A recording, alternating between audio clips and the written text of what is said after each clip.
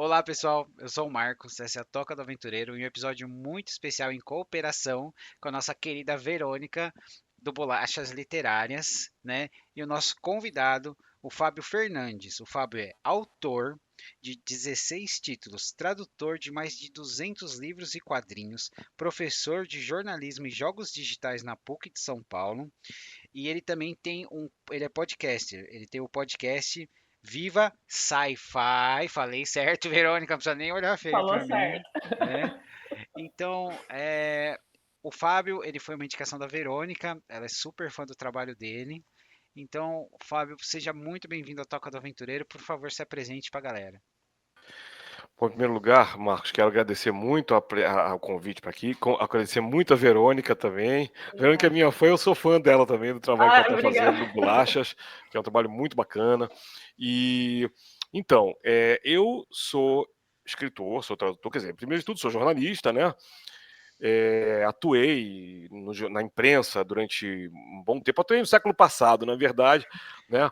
Eu trabalhei em vários jornais, trabalhei no antigo Pasquim, né? Trabalhei no Globo, trabalhei no Valor Econômico, na Editora Abril. Aí já no começo eu vim para São Paulo, sou carioca, eu vim para São Paulo em 2001 e depois disso eu fiz mestrado, doutorado e comecei a dar aulas. Então hoje eu sou professor apenas do curso de jornalismo, tá? O de jogos digitais eu fui um dos fundadores do curso, mas eu saí há pouco tempo, me transferi para o jornalismo e estou atualmente só no jornalismo, onde além de ser professor, eu sou pesquisador e tenho também inclusive um grupo de pesquisa chamado Observatório do Futuro, que Uhum, tem como foco a ficção científica no universo da comunicação, né?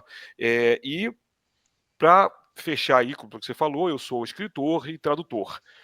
uhum. É, tenho trabalhos publicados no Brasil e no exterior. Eu escrevo em português e em inglês.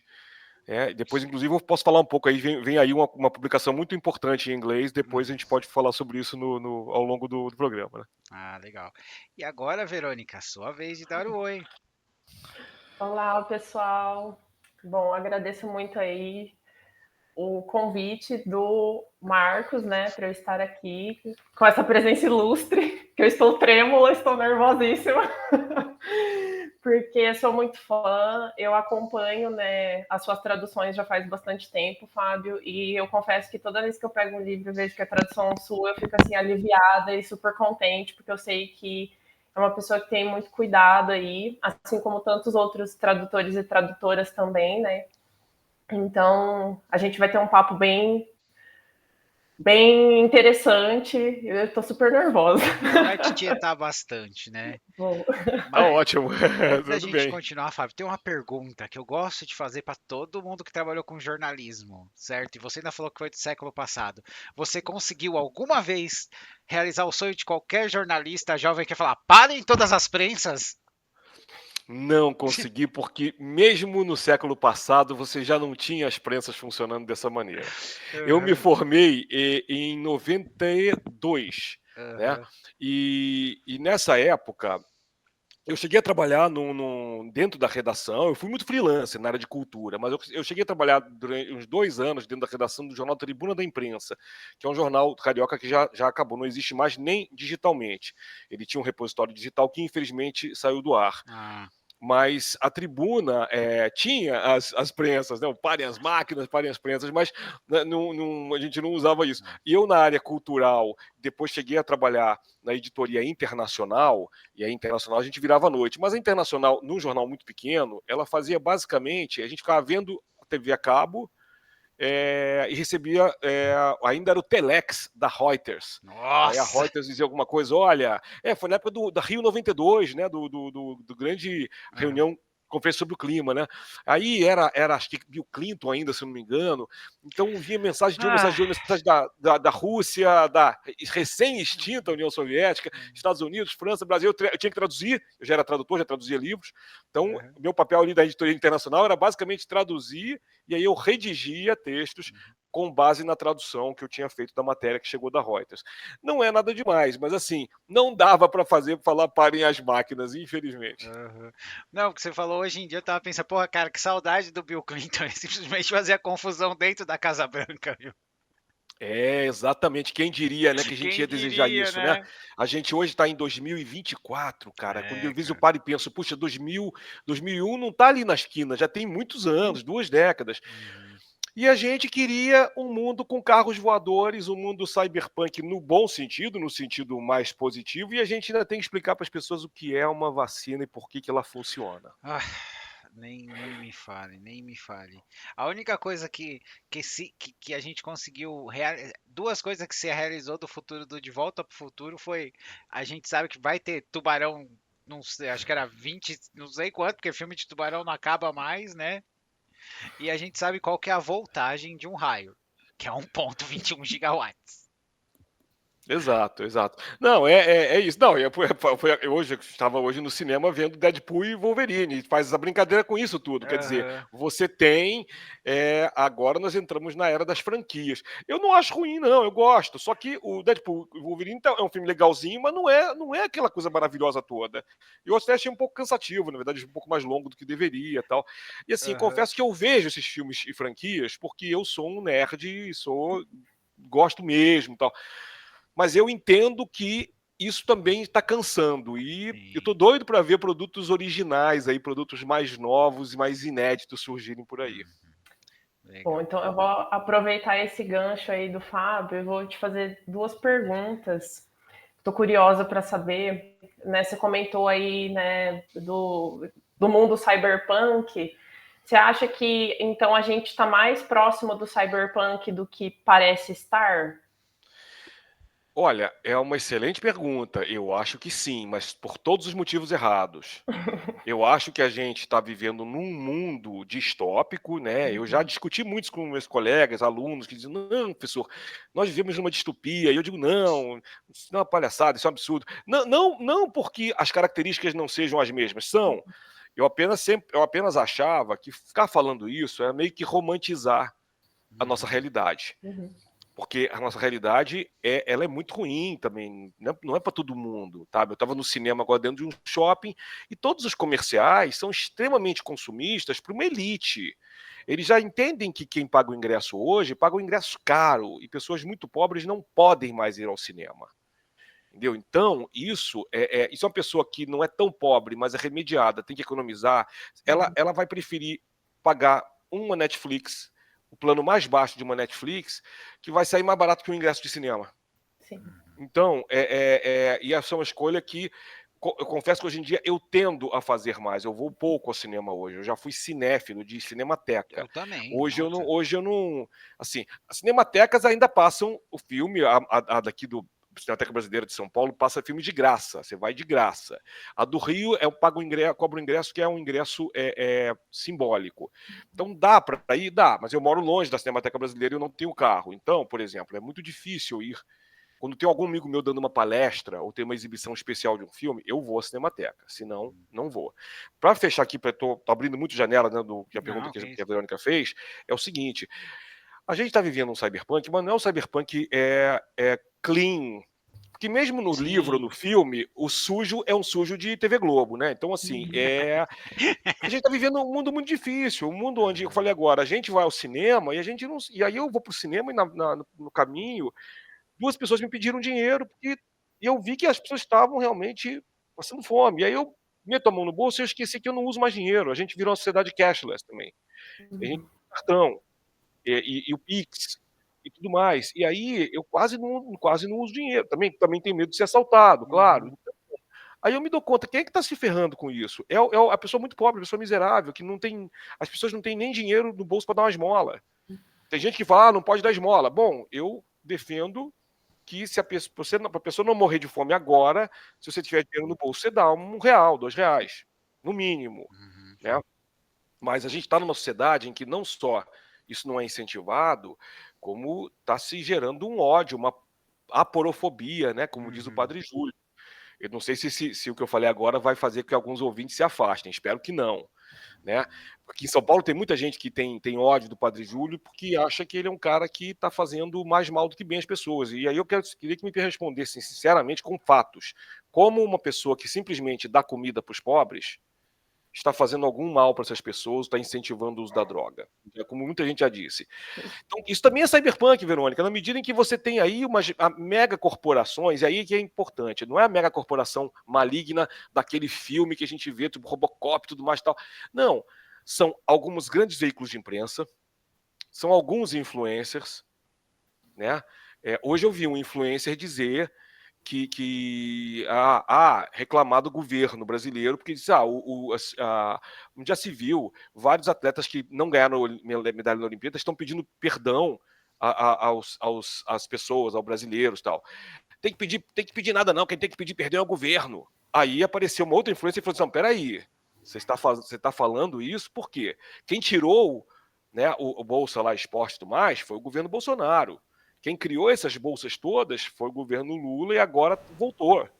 Então, que governo você está falando? Então, quer dizer, a desinformação é muito grande. Como professor e professor de jornalismo, hoje a minha preocupação principal é essa. Eu uso também a ficção científica nas aulas, mas para tentar mostrar, olha, a gente está numa realidade que ela é mais sutil. Não é tão fácil as pessoas sempre saberem quem é o inimigo, entre aspas. No filme Cyberpunk, no livro Cyberpunk, não, o hacker é legal e o cara da grande corporação é o inimigo. Geralmente isso faz sentido, sim, na vida real, mas existem zonas de sombra aí, zonas É, cinzentas, a gente precisa o, ter melhor. dois exemplos, que é o Cyberpunk, que é o mais sujo, né? Ele é mais conhecido, a Verônica conhece, né? Com certeza você conhece, que é o Johnny Mnemonic, né? Que a edição do diretor vale mais a pena do que a versão tela quente, gente. Mas um outro que merece carinho, porque ele não só ele é sujo e ele tem uma questão de realidade virtual, inteligência artificial e questionar a realidade, é o Nirvana do Gabriele Salvatore com o Christopher Lambert, que pouquíssima gente conhece esse filme e eu acho ele maravilhoso. Sim, o Johnny Mnemonic, só para lembrar uma coisa para você, recentemente eu vi uma versão preto e branco do Johnny Mnemonic, que é muito bacana também, recomendo. Olha, você tem uns 3 filmes bacanas aí lançados praticamente na mesma época que Matrix, e que eu adoro Matrix, mas esses 3 filmes são melhores que Matrix. São eles: Nirvana, 13º Andar e Existence. São os 3 filmes que têm o mesmíssimo tema, realidade virtual versus realidade real, né? O que é real? E é tudo tirado do Philip K. Dick. No caso do 13º Andar, é um outro livro americano, Simulacron 3, do Daniel Gallowi. E assim, é isso, né? Você tem essa. E o Philip K. Dick, por exemplo, também, né? Matrix é muito isso. Consta que o William Gibson foi entrevistado na época do lançamento do primeiro Matrix e perguntaram: como é que você se sente? Porque adaptaram o Neuromancer para esse filme. Ele disse: não adaptaram o Neuromancer, pegaram a estética. Toda a estética está ali. Porém, Sim. a história é Philip K. Dick. Ele falou isso. Eu falei: concordo, é isso. A estética Gibson e o roteiro Philip K. Dick. É isso. A gente, na verdade, a gente vive num mundo assim, mais ou menos. A estética cyberpunk está aqui, ao nosso redor. E a gente às vezes, nossa, isso é muito cyberpunk, né? Que nem hoje em dia, isso é muito Black Mirror. Mas a gente vive num mundo de cada vez mais imerso em fake news. A IA também está entrando aí para confundir, né? E tem pessoas que não sabem mesmo o que está acontecendo e acabam votando em quem parece ter um visual mais bonito e aí acabou. Antes da gente passar para a próxima pergunta da Verônica, eu digo duas coisas assim. Uma coisa que eu queria sugerir é porque assim, o pessoal fala, gostaria de ver aquele futuro bonitinho, né? Tem uma série que ela teve 2 temporadas, que ela merecia muito mais carinho, que chamava era Almost Human, acho que era no futuro que tinha os robôs, né? Que tinha uma robô que era a Gemma Chan, que interpretava, que ela tinha consciência. E tinha um rapaz procurando ela. E tinha todo aquele pessoal que odeia robôs, aquele questão de. Que era é, robôs para fazer tudo. E tem uma menina que compra essa robô na família como se fosse empregada. E ela tá largando tudo, ela tá em depressão, ela ia fazer faculdade de programação ou de medicina, e a mãe dela falou: filha, mas por que você tá desistindo? Você tá largando? Ela falou: porque é só fazer o download na memória de uns desses robôs e a profissão já está pronta. Então vai as coisas do dia a dia, as profissões estariam se perdendo, as pessoas não teriam a vontade de fazer porque era mais fácil fazer o download da profissão no próximo modelo, né? Eu sempre achei esse ângulo da série muito interessante.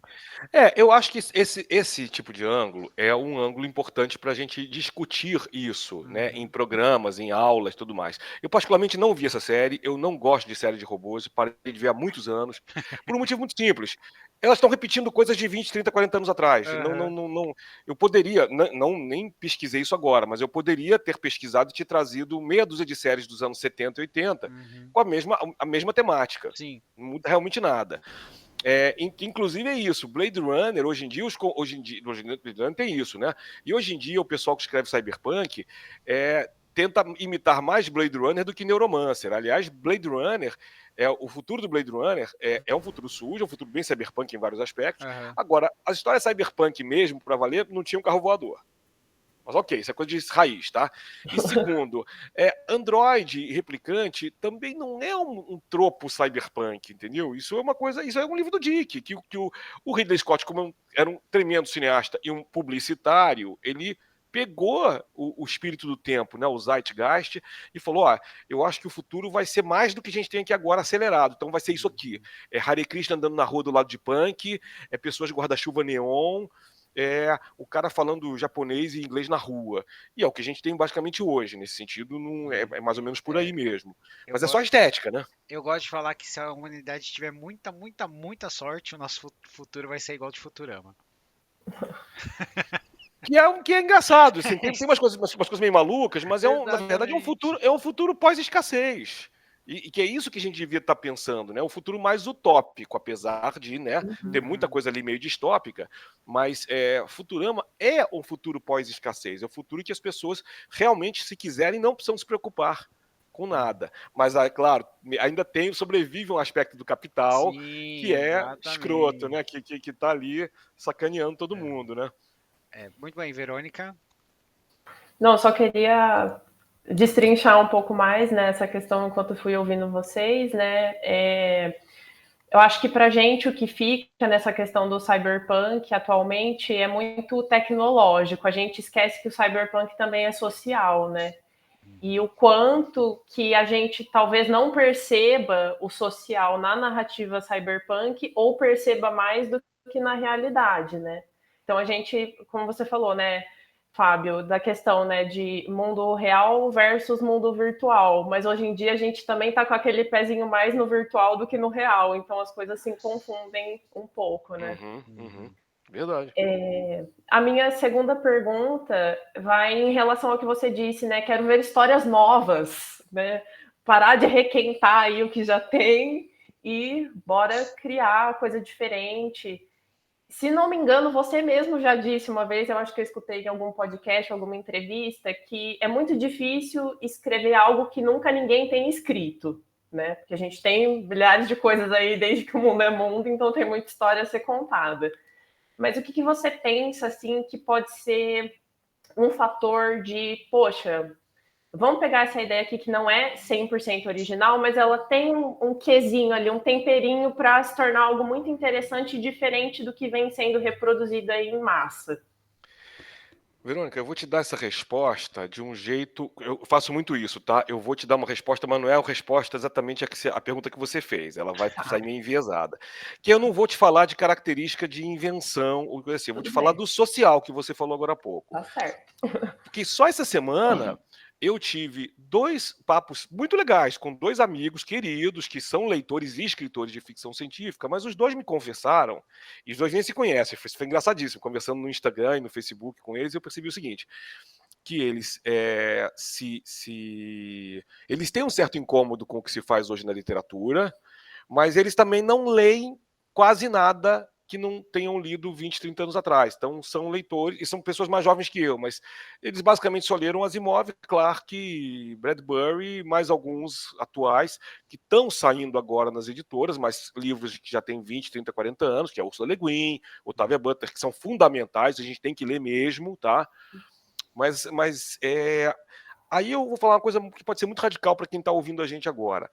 se você é escritor de ficção científica, você deveria não só ler tudo que está saindo agora em português, mas também ler alguma coisa que está saindo lá fora em inglês agora. Por que isso? É complicado, né? Eu sei, ninguém tem obrigação. Pô, Fábio, mas eu não sei inglês, meu inglês não é bom o suficiente, isso é muito chato. Tá? Ok, mas vamos pegar um exemplo que não é idêntica à comparação, tá? Mas é aproximada. Música. É que a música é uma linguagem universal. Você ouve uma melodia aqui na Polônia, a pessoa vai ter praticamente o mesmo tipo de entendimento, né? A melodia, não estou falando da letra, né?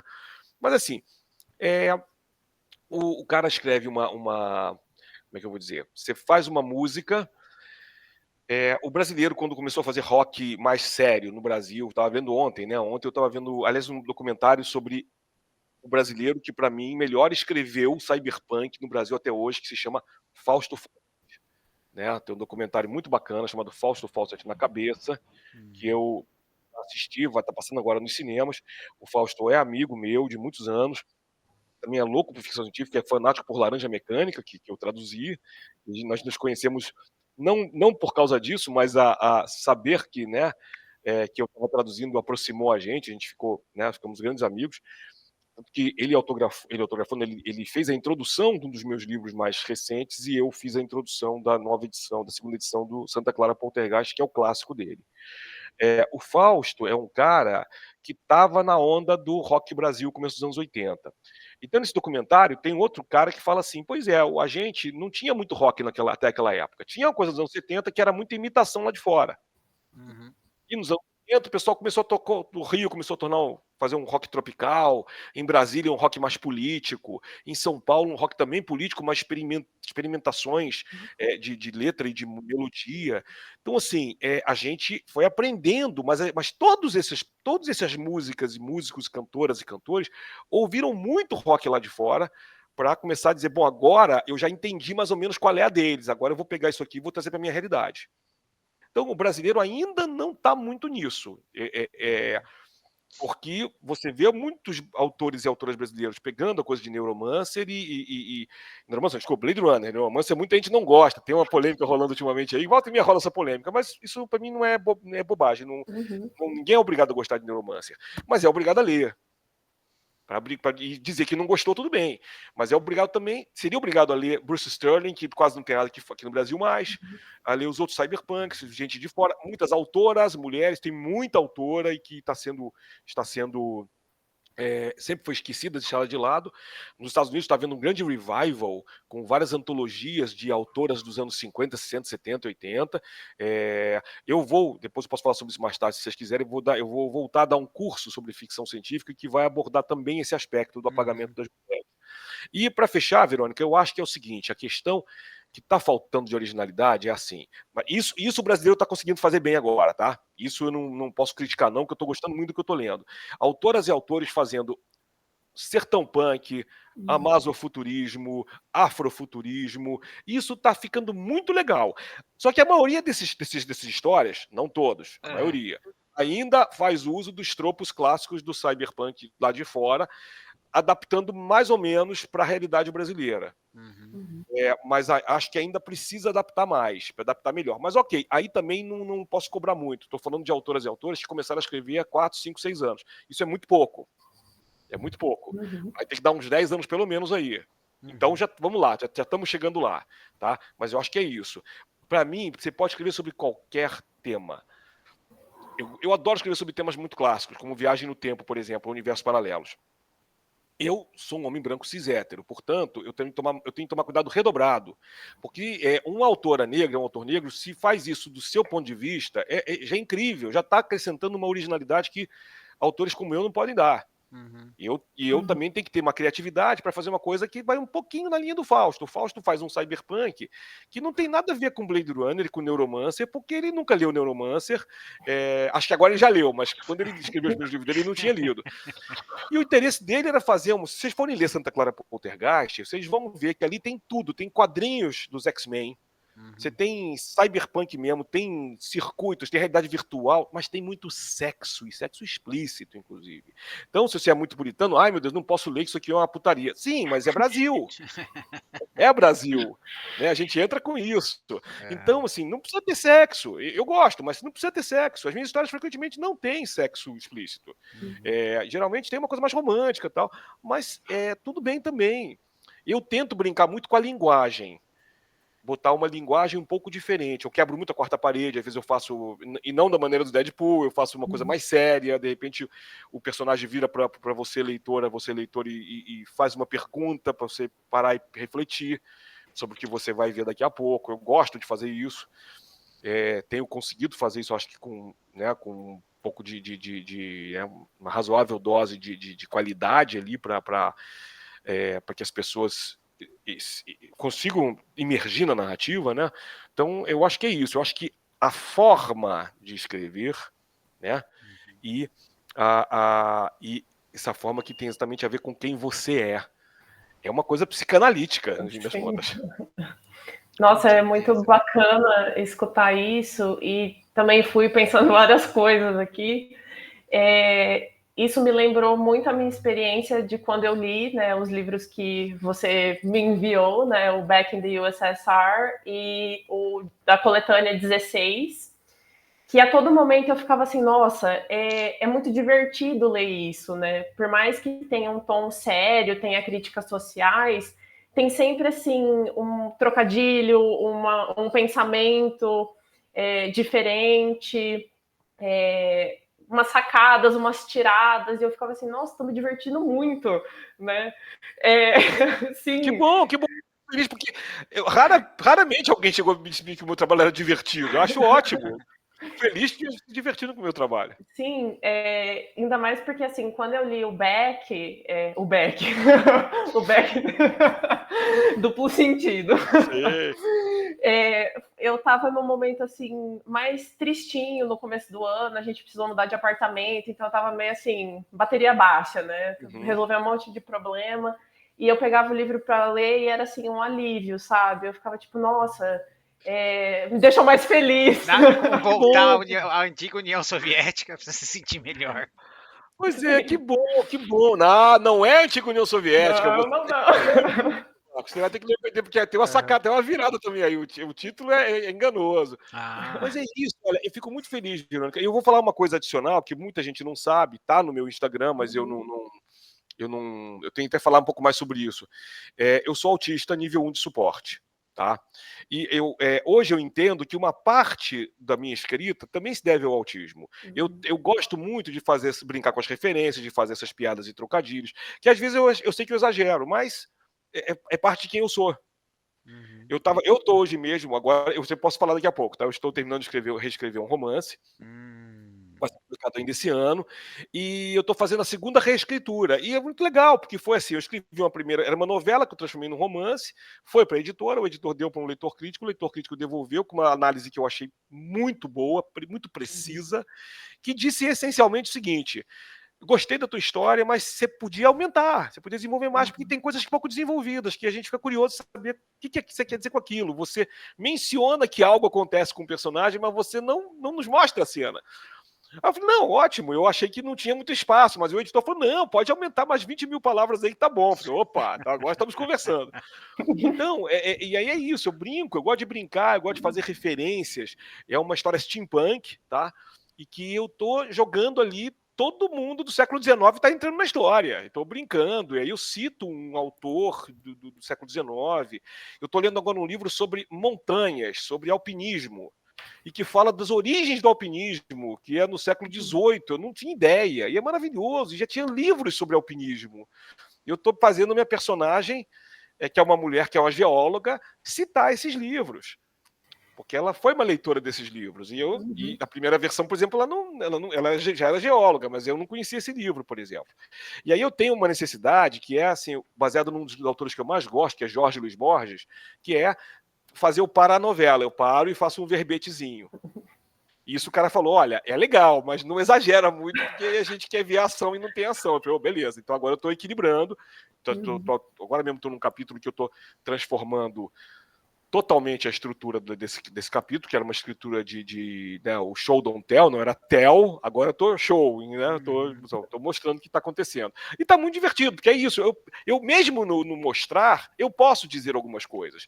No mostrar, eu faço a personagem entrar no seu escritório, ver as estantes e pegar um livro de geologia do Charles Lyell, que foi um dos grandes geólogos do século XIX.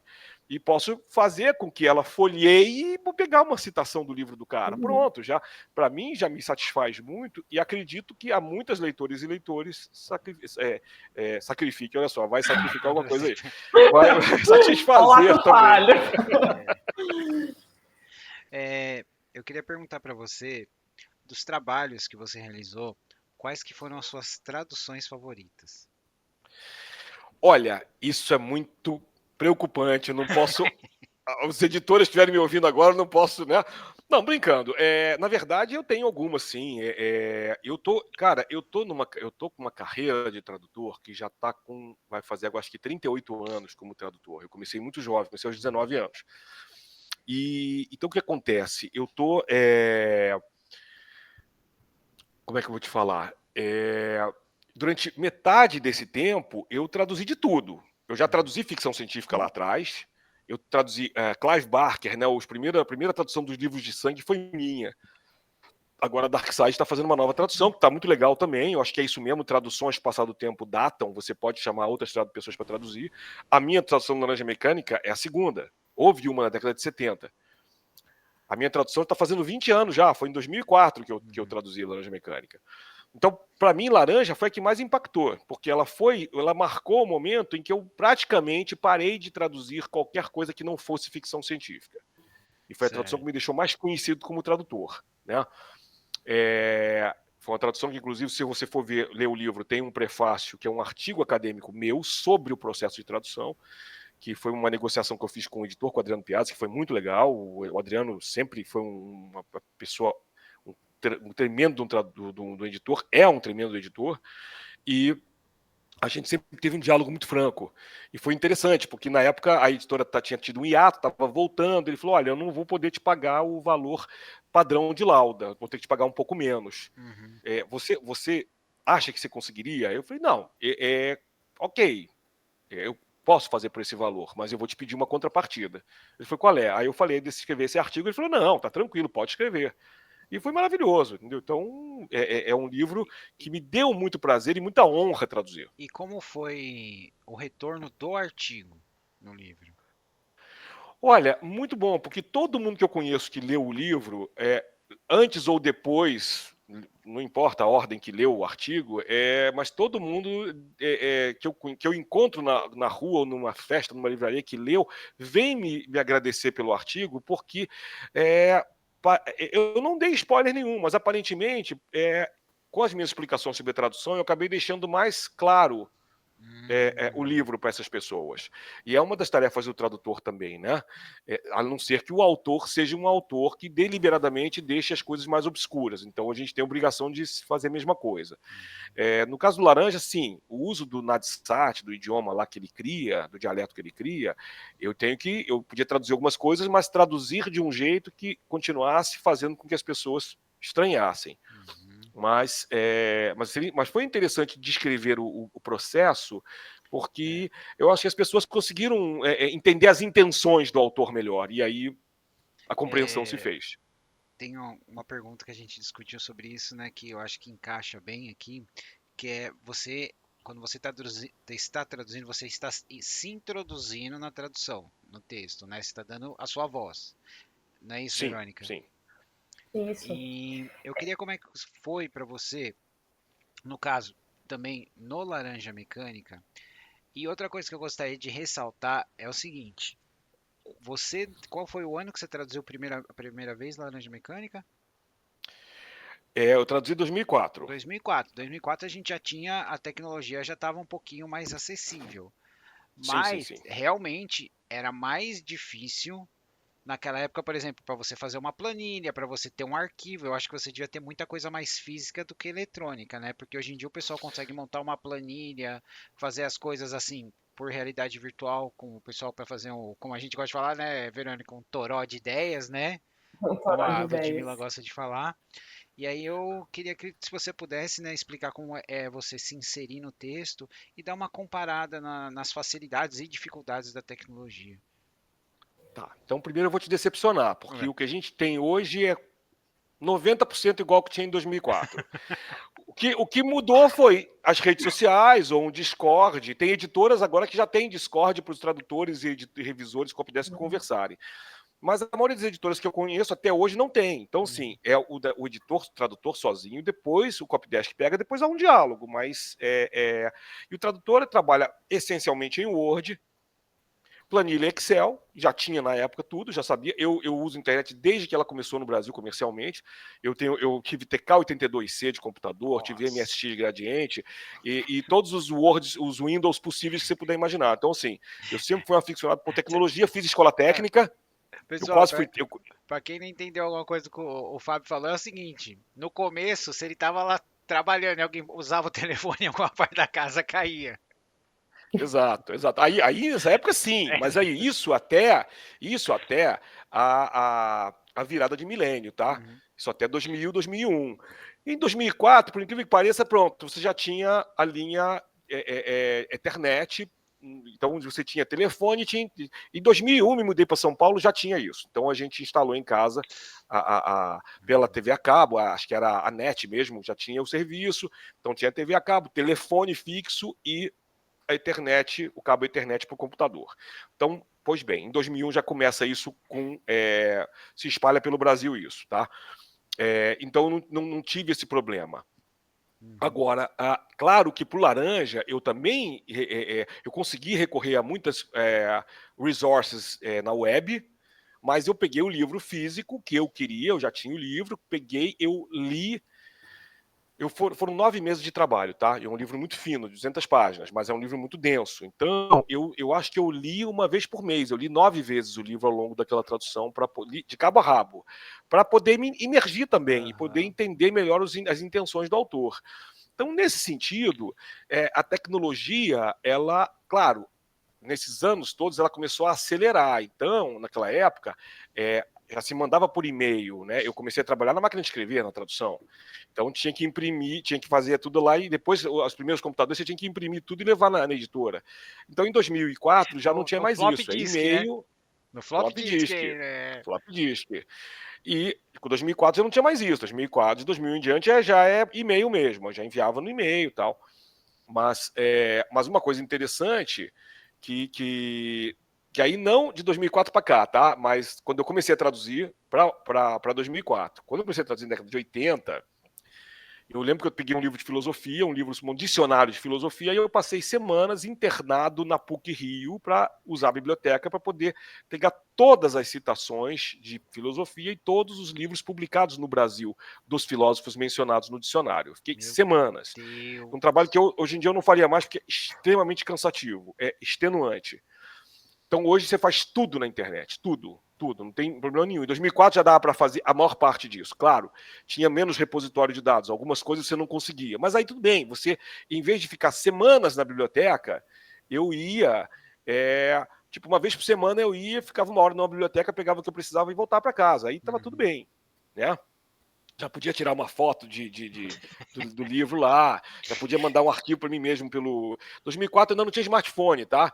Mas pegar uma fotozinha vagabunda, anotar no TXT de celular, já no SMS já podia. Então, essa coisa aí você já tinha mais tranquila. Agora, o mais importante, eu acho, é o que muda na sociedade, né? Vocês sabem que tem um caso que eu sempre cito no Laranja Mecânica, que é o caso de uma expressão que é dita pelo protagonista, Uhum. tá? Que a primeira tradução da década de 70, do Nelson Dantas, que é uma grande tradução, tá? Eu sempre recomendo para quem achar no sebo que compre também, faça um cotejo, porque é muito interessante. Em 74, por causa do filme que estava recém-lançado no Brasil, por causa da censura, demorou para sair no Brasil, e aí contrataram o Nelson para traduzir, o Nelson traduziu, e tem uma hora que é a cena do filme que o Alex está sozinho no quarto ouvindo Beethoven. Então, ele coloca no livro a tradução do Nelson, o Alex falando, então, irmãos, eu estava ali ouvindo aquele metal celestial. Fala isso, a expressão. Tá. Aí eu fui ver o original. O original, I was listening to that heavenly metal. Aliás, heaven metal. Eu falei, cara, acontece, gente, que naquele mesmo ano de 74 saiu uma edição da revista Rolling Stone nos Estados Unidos, em que o crítico musical Lester Bangs, ao comentar sobre a banda Led Zeppelin, ele criou o termo heavy metal para definir o Led Zeppelin. Então, essa banda é heavy metal. Não sabemos, o Lester Bangs já morreu também, não sabemos se o Lester leu Laranja Mecânica. É muito provável que tenha lido. E que nem tenha se tocado da semelhança, da homofonia. Mas ele foi lá e falou heavy metal. E o outro falou heavy metal. Cara, o que eu fiz, obrigado, Nelson, mas eu não vou usar sua tradução. Eu botei lá, ouvir este heavy metal. Deixei em inglês. Ah, Fábio, mas podia ter traduzido? Podia, mas eu prefiro. Não, melhor não, porque eu quero que as pessoas aí vejam que como o Anthony Burgess atirou no que viu e acertou no que não viu. O cara quase que criou o termo heavy metal 12 anos antes. Então isso é maravilhoso, eu acho maravilhoso. Então, assim, isso é uma coisa que só o tempo te dá. Então, além do Laranja, eu tenho várias traduções que eu gosto muito, mas eu gostaria de mencionar duas nesse momento aqui, né? Que são Neuromancer, que foi uma tradução que me foi muito cara, porque primeiro eu traduzi o Laranja, né? Aí Neuromancer também já tinha tido duas traduções. Na década de 80, e aliás eu tinha sido convidado originalmente para fazer a tradução na década de 80, mas foi um outro momento, com outra editora, então quer dizer, infelizmente acabou não rolando. Aí, quando eu estava trabalhando na editora Abril, aqui em São Paulo, eu vi um cara da Super Interessante fazendo a resenha da edição nova de Neuromancer. Eu pensei, como assim? Aí, não, tem uma tradução nova aí, foi o Alex Antunes que fez. E Alex Antunes, eu conhecia ele, era um músico paulistano e tal. Falei, nossa, mas o Alex que fez? Que bacana, não sabia. Gente, uma semana depois, estou andando pela Rua Augusta, com quem que eu encontro? Alex Antunes. Aí fui dar um abraço dele. Porra, Alex, acabei de ver que tu vai estar saindo a tradução tua do Neuromancer ali, da Aleph. Pô, que legal, parabéns. Aí ele falou, obrigado, cara, mas eu nunca mais faço tradução na minha vida. Eu falei, por quê? Aí ele falou que a tradução deu tanto trabalho para ele, deu tanta dor de cabeça, que ele ficou muito exausto. Então ele disse que é uma coisa muito... Ele respeita, disse, olha, respeito, porque ele é um cara que entende muito inglês, mas não é um tradutor profissional. Então ele falou, pô, eu não vou pegar mais não. Aí eu perguntei, pô, então me indica para a editora, né, para a Aleph, né? Foi aí que me indicou para a Aleph, eu fiz o Laranja, aí passaram aqui uns 2, 3 anos, me chamaram, olha, estamos querendo dar uma guaribada no Neuromancer, a gente não sabe se a gente vai fazer uma tradução nova ou se vai fazer uma mega revisão, você quer ajudar aqui? Eu falei, quero. Aí acabou que eles mesmos decidiram, não, faz a tradução de novo, do zero. Né, a tradução do Alex não tá ruim, mas houve umas questões ali também do que a gente tá falando agora há pouco, né, explicar MSX, isso que tal, né, o que é um gigabyte e tal. Aí, falei, tá bom, vamos lá. E aí, conseguiu fazer tudo direitinho. Temos que mencionar, né, porque a Verônica, eu até marquei aqui, né, Neuromancer tá fazendo 40 anos. Exatamente. E no meu, né, no podcast Viva Sci-Fi, eu e o Thiago Meira gravamos uma edição especial sobre isso.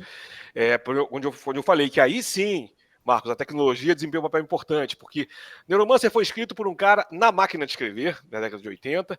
Quando eu comprei a primeira edição, que é a edição que eu tenho até hoje, que é uma edição, é um pocketzinho, lançado em 89, eu comprei fazendo um rachuncho com amigos meus, que a gente teve que ligar para um sebo californiano para fazer uma encomenda, pagar por mail order, que é uma coisa que eu nem sabia fazer, amigos meus fizeram isso, e esperar 2, 3 meses para chegar uma caixa enorme com livros que eu e meus amigos compramos em conjunto, entre os quais tinha os 3 ou 4 para mim, e Neuromancer era um deles. Quer dizer, olha aí a confusão. Hoje em dia você vai lá para Kindle, eu tenho edições no Kindle também, eu tenho a minha tradução, mas assim, aí sim, era muito complicado naquela época, mas tudo deu certo. Legal. E tem mais uma última que eu gostaria muito de falar, que é a minha tradução, aliás, foi a última tradução que eu fiz, né?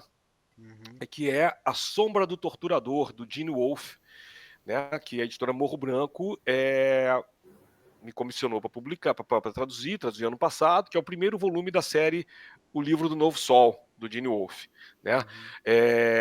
Eu não posso entrar em detalhes, mas recentemente eu fui informado de que a série vai ser publicada e eu vou continuar traduzindo. Pelo menos o segundo volume já estou fechando eles. Então, assim, o pessoal que está ouvindo agora, não se preocupem com o futuro da série do Novo Sol, porque está tudo engatilhado para caminhar. É porque isso tem uma coisa que é notória, já foi avisada nas redes, né? A Morro Branco foi comprada pela Alta Books, né? Então, mas assim, tudo que foi dito para a gente até agora é que o material da Morro Branco, a Morro Branco continua como um selo da Alta Books e as coisas vão ser lançadas normalmente. Então, isso eu acho que, né, para o pessoal ficar mais tranquilo. Mas o Gene Wolfe também apresenta uma coisa interessante para mim, porque depois do Laranja, Marcos, Verônica, eu sempre fui chamado para trabalhar com livros que apresentam níveis de dificuldade e de desafio um pouco acima do normal de língua inglesa. E o livro do Gene Wolfe, a saga do Livro do Novo Sol, apresenta um nível muito alto de dificuldade, porque é uma narrativa que emula de um livro de fantasia, embora não seja, vocês vão descobrir que é uma ficção científica passada no futuro muito distante, mas que onde a sociedade regrediu para atingir um estágio semelhante ao medieval. Eu queria dar um exemplo aqui, mas eu não posso, senão eu vou estragar a coisa para Verônica. Tá bom, não estrague.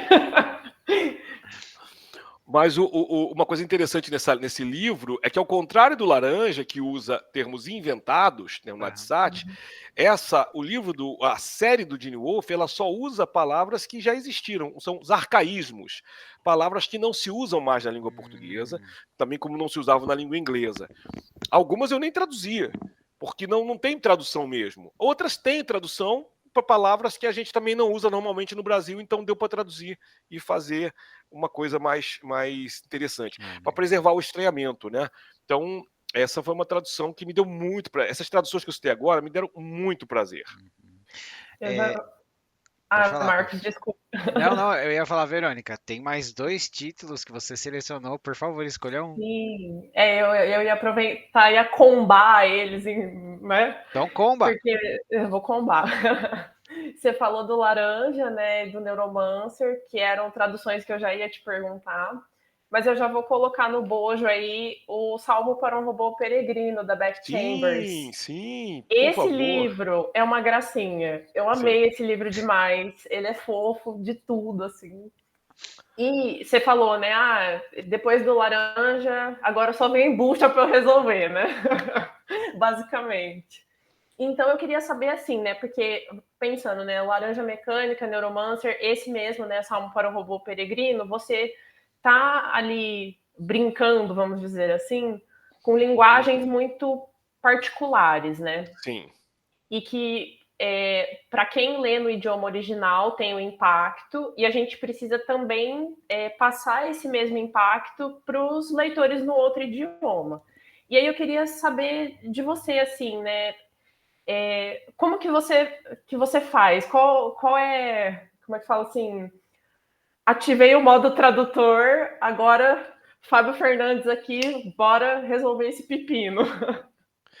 Olha, é interessante, porque aí é o que a gente brinca chamando de deformação profissional. Quando eu vou a um cinema, por exemplo, hoje, né, no Wolverine, eu achei muito legal a tradução da legenda, que eu vi legendado, que a tradução da legenda traduziu os palavrões e tudo mais. Aí sim, gostei. Eu fico incomodadíssimo se é um filme para adultos, e lá o cara, sonofabete, o cara traduz desgraçado, filho da mãe. Do you want to fuck? Quer transar? Desculpa, cara, não faz isso. Mas nós temos um defeito, um problema aí. Aí é a questão da televisão, né? A televisão impôs essa censura na época do regime militar. E a TV a cabo agora, em grande parte, eliminou isso, não todos os canais. A HBO fez isso de maneira bacana, ou seja, os dubladores já falam palavrão em séries adultas, tal, mas não é sempre. E então, assim, eu me pego sempre lendo, por exemplo, eu estou lendo um livro em inglês que não foi traduzido e a gente não sabe se vai ser traduzido. Eu sempre fico viajando ali, tipo, nossa, como é que eu traduziria essa palavra aqui? E às vezes eu paro de ler e fico viajando ali, então, assim, opa, tô lendo o livro aqui, aí volto. Nós também, né, Verônica? É uma coisa. E aí é isso, né? A gente faz isso. quando chega um livro desse para mim, é maravilhoso. O Salmo, quando eu recebi o convite para traduzir o Salmo, eu fiquei muito feliz. Eu não tinha lido esse livro, eu já tinha lido uma outra novela da Becky Chambers. Não tinha lido aquela série estelar dela ainda, né, que saiu pela Dark Side, mas eu já gostei do estilo narrativo dela, da prosa dela, uma prosa muito gostosa de ler. E aí foi uma coisa assim muito bacana, porque é isso, né? Qual foi a bucha aí da história? A personagem do monge Dex é não binário. E assim, o livro. Isso eu posso falar que não é um spoiler, tá, gente? Você vai ler o livro inteiro, a novela inteira, e você fica sem saber qual é a genitália dessa pessoa, e não importa, não faz diferença, para você deixar de ser besta e perceber que não é isso que vai definir se o personagem é bom ou é ruim, né?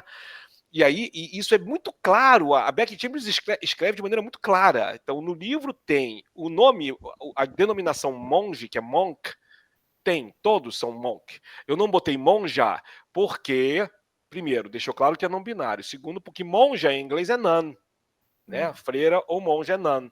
Então, eu também sou budista, converso muito com monges daqui lá de fora e tenho contato com uma monja e que lá ela é americana e ela fala que é nun. Budista nun. Então é o seguinte, primeiro que os personagens dessa história são todos monks. E aparecem dois amigos do Dex, que são um homem e uma mulher. É o monge fulano, he did this, e a monge fulana, she did that. Então, ele e ela. Dex, they did this. A gente já sabe que não dá para usar o eles em português. Você tem 2 ou 3 pronomes que você pode usar, e um deles é o elo, que eu optei por usar. Quando a Verônica falou comigo sobre isso na entrevista, ela fez questão de, enquanto estava falando do personagem, ela tentar usar o elo o tempo todo. Sim. Eu falei miseravelmente, mas eu ia me corrigindo. Não, mas o importante é a gente tentar. Eu também às vezes falho. Às vezes eu vou falar do monge Dex e acabo falando ele. Opa, não é ele, é elo. Porque realmente você fica sem saber qual é o sexo biológico dessa pessoa. E aí fica muito claro que nesse contexto, nesse mundo diferente do nosso, não é importante isso. É importante você respeitar, né, a identidade de gênero do personagem. Então eu acho isso maravilhoso. Eu gosto muito, isso me ensina muito também. Inclusive para meus alunos, atualmente como professor, eu tenho alunos, alunas e alunas. E eu tento trabalhar isso com eles, elas, elos, e perguntando, olha, qual é o teu pronome? Né? Como é que a gente se relaciona aqui? Até agora tem sido bem sucedido, eu tenho sido muito feliz, porque os alunos, alunas e alunos se apresentam para mim e dizem como querem ser chamados, e aí tudo bem. E a tradução nesse ponto também me ajudou a aprender a entender mais. Ah, legal. A Verônica falou que ia fazer um combo, mas ela não fez, porque ela não falou do Admirável Mundo Novo. Calma, mas é porque essa daí é outra coisa. Então, vamos lá, vamos ao argumento. Tá, é porque assim, o Admirável Mundo Novo é um livro bastante famoso, né? Ele inspirou aí várias distopias e eu queria saber, porque assim, ele teve várias traduções ao longo do ano e ele foi relançado, deixa eu ver o ano aqui que eu anotei. Não anotei, mas a sua tradução é de 2022, se eu não estiver enganada. Sim. Então acho que foi esse que saiu naquela edição com a capa brilhante, né? Prateada. Comemorativo, sim. E eu queria saber, assim, se a gente já falou aqui de várias coisas desafiadoras na profissão, mas pegar um livro que já foi traduzido tantas vezes e que tem um peso, assim, não que os outros não tenham, mas a gente ouve muito falar desse livro. O tempo todo a gente fala desse livro.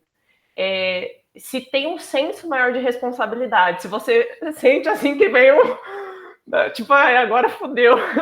Sim, não, esse você tem mesmo, esse a gente tem mesmo. Até porque hoje em dia vocês podem comparar as duas traduções na praça, porque tem as duas ao mesmo tempo. A tradução da edição de brochura, que é a mais barata que quase todo mundo compra, é a do Vidal de Oliveira, que já tem muitas décadas. E a minha foi uma honra, eu fui convidado primeiro para traduzir a continuação, que é, na verdade, um livro de ensaios, né?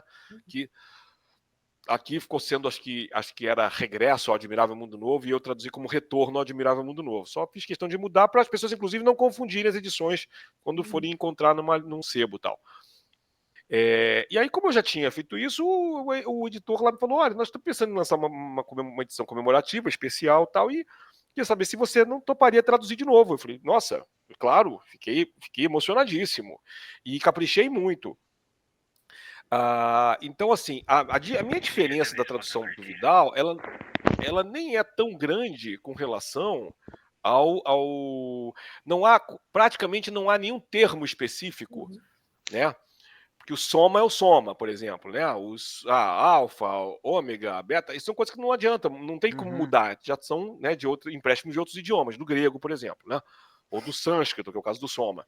Mas você deixa como tá. Então isso aí não mudou nada. O que mudou foi a maneira de falar dos personagens. As pessoas, na tradução do Vidal de Oliveira, ainda tá um falar muito pomposo. Eu não botei nada em gíria, mas eu suavizei um pouco, né? Suavizei, tirei, por exemplo, mesóclises e ênclises que tinha, botei próclises onde cabia botar, entendeu? Basicamente isso. A mudança não foi estruturalmente, ela não foi tão gigantesca, mas ela faz diferença para os leitores de hoje.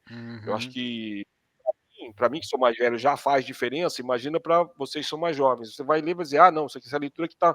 Às vezes a gente não percebe por que uma leitura está mais leve que outra. Nesse caso, é isso, porque você elimina algumas formas que não são mais muito usadas e coloca formas que são mais usadas, e isso não afeta em nada a qualidade do original, tá? Faz com que o livro fique ligeiramente mais suave, apara as arestas e você consegue ler melhor. E é isso.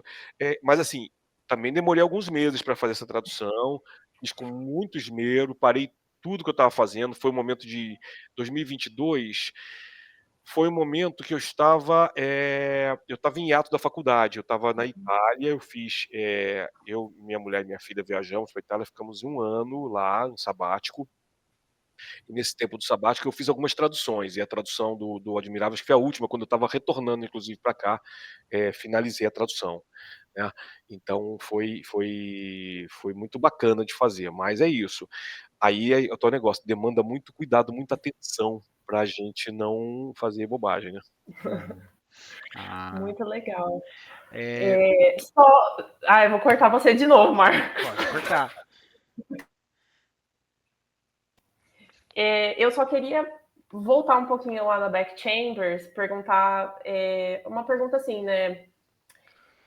Ficção científica, a gente tem sempre uma visão um pouco catastrófica das coisas. E o Salmo para um Robô Peregrino, eu considero ele uma ficção científica, eu não sei se ele se auto-intitula assim, né? Mas eu queria saber, podemos ter ficções científicas mais otimistas, né? Que pensem aí um futuro bacana aí para a humanidade? Claro, claro. Na verdade, a ficção científica começa muito mais no otimismo que no pessimismo. É muito legal você falar isso, porque acho que foi ano passado, eu vi alguém fazer uma resenha para um jornal e pegar o Salmo para Robô Peregrino e chamar de distopia. Aí eu parei, opa, peraí, não é distopia. E aí eu descobri que tem muito resenhista brasileiro chamando qualquer ficção científica de distopia, começou a virar sinônimo. Aí eu até escrevi um artigo e falei, gente, não é sinônimo, cuidado. Ficção científica, utopia e distopia são dois subgêneros da ficção científica. O cyberpunk é cyberpunk, por acaso ele costuma ser mais distópico. Aí você tem o solarpunk, né, atual, que é mais, aí sim, é mais pro utópico, ou hopepunk, que eu já acho meio bobagem isso, mas Eu enfim. acho que meio se contradiz, né? Hope Punk. Sim. Não, aí é porque exagera, você usa o punk, tudo fica, né, mercantilizado. Mas o solar punk é interessante, porque tem a ver com crise climática e tal, né? Eu gosto muito do steampunk também, que são coisas que. Histórias de steampunk são muito interessantes, porque elas não são necessariamente distópicas mesmo. Você pode ter uma história de steampunk totalmente utópica. Então, assim, e aí você começa a ver que existe muito. Por exemplo, o universo paralelo. Um livro que eu traduzi também foi O Homem do Castelo Alto, do Philip K. Dick. Você pode até dizer, Fábio, mas é uma história distópica, porque é um mundo nazista. É verdade. Mas o objetivo do Dick também não era exatamente isso. Estou escrevendo um livro para todo mundo dizer que é uma distopia. Não. Estou escrevendo um livro que eu quero trabalhar com o What If, né? O que IC, que é a Marvel tem isso aí, mas esse What If é uma expressão muito antiga. E a ficção científica já usa o What If como conceito, como tropo há muito tempo. Mas quando você faz o What If, você pode ter um What If positivo. Pode ter um livro que melhore o mundo. Existem alguns livros lançados assim, na ficção científica americana, que é a história do contrário. Agora eu não vou lembrar agora, mas tem um livro lançado acho que uns 6, 7 anos atrás, que era isso. O cara que é viajante de universos paralelos e você pensa que o cara vai viajar para o mundo... E o cara vem de um mundo utópico, ele vai viajar para o mundo distópico, que é o quê? O nosso. Aí você, opa, como assim? Você vai percebendo que o mundo dele é distópico. Ou não, tem uma história maravilhosa de um autor chamado Frederick Pohl, que é um cara que já morreu há alguns anos, morreu com 90 e poucos anos, era amigo do Asimov, foi publicado no Brasil, conheci ele pessoalmente, inclusive, esteve no Brasil. E o Poe escrevia muito melhor que Asimov, inclusive, viu? Isso é reconhecido lá fora, mas hoje em dia ninguém sabe mais quem foi Frederick Poe. E ele tem algumas histórias maravilhosas. E uma delas é um livro chamado The Coming of the Quantum Cats, que é uma história sobre o universo paralelo, sobre uma coisa tipo sliders, né? O pessoal que descobre portais. Eu tava com de um lado pro sliders outro. na cabeça esperando pra mencionar Pois essa é. série. Né? Sliders é um conceito já muito antigo. O conceito de portal para viajar entre o universo paralelo é da década de 30, tá? Tem quase 100 anos. É quase tão velho quanto a ficção científica. É do conto Sidewise in Time, do Murray Leinster. Eu ainda defendo que a felicidade não se compra. O personagem entrou no portal para uma realidade paralela e depois voltou. Mas aí entrou da maneira. Mas é a maneira mágica, né? Aí, Aham. claro que sim, claro que sim. É uma espécie de fantasia de portal, concordo com você. Mas aí é isso. Quando a intenção da pessoa que criou é fazer uma ficção mais científica, é ficção científica, quando não é fantasia. Então, no caso ali, foi fantasia. Uhum. Mas ok, pode ter sido um portal também ali, sim, acho que eu concordo com você. O Sidewise ainda, se eu não estou enganado, fez nos compras. Podemos até pesquisar aqui agora. Agora, o Coming of the Conto Cast é da década de 80, tá? Mas aí é um romance de uma época que o Frederick Poe não está preocupado em ser original, ele está preocupado em fazer uma história divertida, interessante. E é legal, porque aí eu vou dar um spoiler, porque vocês não vão ler esse livro tão Você cedo. usa a internet pra procurar Vai chegar no propaganda. final do livro, você descobre que o nosso universo não aparece em momento nenhum nesse livro. Todos os personagens são de vários universos paralelos que se encontram. O nosso não está nessa história. Então eu acho muito engraçado isso, muito divertido. O Frederick Poe era um sacana também. Você diz, então eu vou botar uma história aqui que tem gente vindo do universo onde teve a guerra nuclear, um universo controlado pelos muçulmanos, um universo um pouco mais utópico, o universo americano Que onde John Kennedy é, não morreu, é uma coisa mas você não tem o nosso. que é muito ao extremo no Rick e Morty, né? Sim, não, Rick Nossa, Morty ele pega aquilo ali. aquilo olha, gente, eu caio no chão de dar risada com aquilo ali, porque tem uns momentos profundos, mas as Sim. variações de realidade dá um, sei lá, é muito gostoso de assistir. Eu sei que é muito pesado às vezes, mas é muito gostoso de assistir. Ó, a Felicidade Não Se Compra é de 46. O Sidewise in Time, do Murray Leinster, é de 36, 34. Ou seja, Uhum. né, tem 12 anos antes. Não, eu gosto. Não, eu adoro o Rick and Morty. Mas, embora eu acho que essa última temporada agora ele pesou a mão ali, uns Uhum, episódios que eu não uhum, gostei muito, uhum. não. Mas, de modo geral, ele é muito bom. Mas eles são pessoas que leram toda a ficção científica em que eles puderam meter a mão, cara. E no Brasil, é o que eu falo agora há pouco, mas lá eles não precisam aprender outro idioma, eles lá leem inglês, lá em qualquer sebo de merda Então, lá, e você tem livros maravilhosos da década de 50, perfeitamente conservados. é, É impressionante, eu já frequentei sebo em Seattle, em Nova York, porra, e você... baratíssimos os livros, pockets de 1950, 55, você compra $1, $2, $5. Então, assim, os caras têm acesso a isso, que a gente, uhum. infelizmente, não tem. Então, isso é uma outra pergunta da pauta, né? Que autores que não chegaram ao Brasil. Desculpa a minha risada, mas ó, poderíamos fazer vários programas para falar dos autores que não chegaram Aham. no Brasil. Porque você tem autores que chegaram ao Brasil e que já saíram, que ninguém, hoje em dia, a sua geração não leu, que é Paul Uhum. Anderson, por exemplo, e Frederick Poe. São dois Pauls diferentes. Um é Paul com O-U-L, que era um nome dinamarquês, e o Frederick Pohl, P-O-H-L, igual a Laura Pohl. Eu não sei se eles são parentes, acho que não, mas o Frederick Pohl é de origem alemã, mas Uhum. americano. Então esses dois, Frederick Brown, que é o pai da flash fiction, ele começou na década de 40 para 50 a escrever histórias de menos de 1000 palavras. E é um grande autor de policial também. E aqui saiu muita publicação policial do Frederick Brown. Tá? Então você tem, né, para começar, esses autores. Eu tinha visto aqui há pouco tempo, além dos autores que você já conhece, o Philip K. Dick, Arthur C. Clarke e tal. Aí você tem Harry Harrison, é, Harry Harrison é autor de um livro ótimo que virou clássico filme no mundo de 2020, aquele do Soylent Green. Uhum. Então, Harry Harrison foi o cara. Ninguém sabe que é Harry Harrison. Se você explicar Soylent Green, tá, então, ele é o autor do livro que gerou o filme. Então, e que esse livro saiu no Brasil, mas esgotou, ninguém mais sabe. Walter Miller Jr., que eu acho maravilhoso, que é o autor de Um Cântico para Leibowitz. Esse saiu no Brasil, felizmente. Né? Mas é porque esse cara também só escreveu 2 romances na vida e alguns contos. E não continuou. Mas você tem autoras. Ursula Le Guin. O Octavia Butler. Legal. Vocês conhecem mais autoras? Pois é, não, né? Tem Catherine MacLean. Tem C.L. Moore, que foi autora de fantasia também, de fantasia heróica, épica.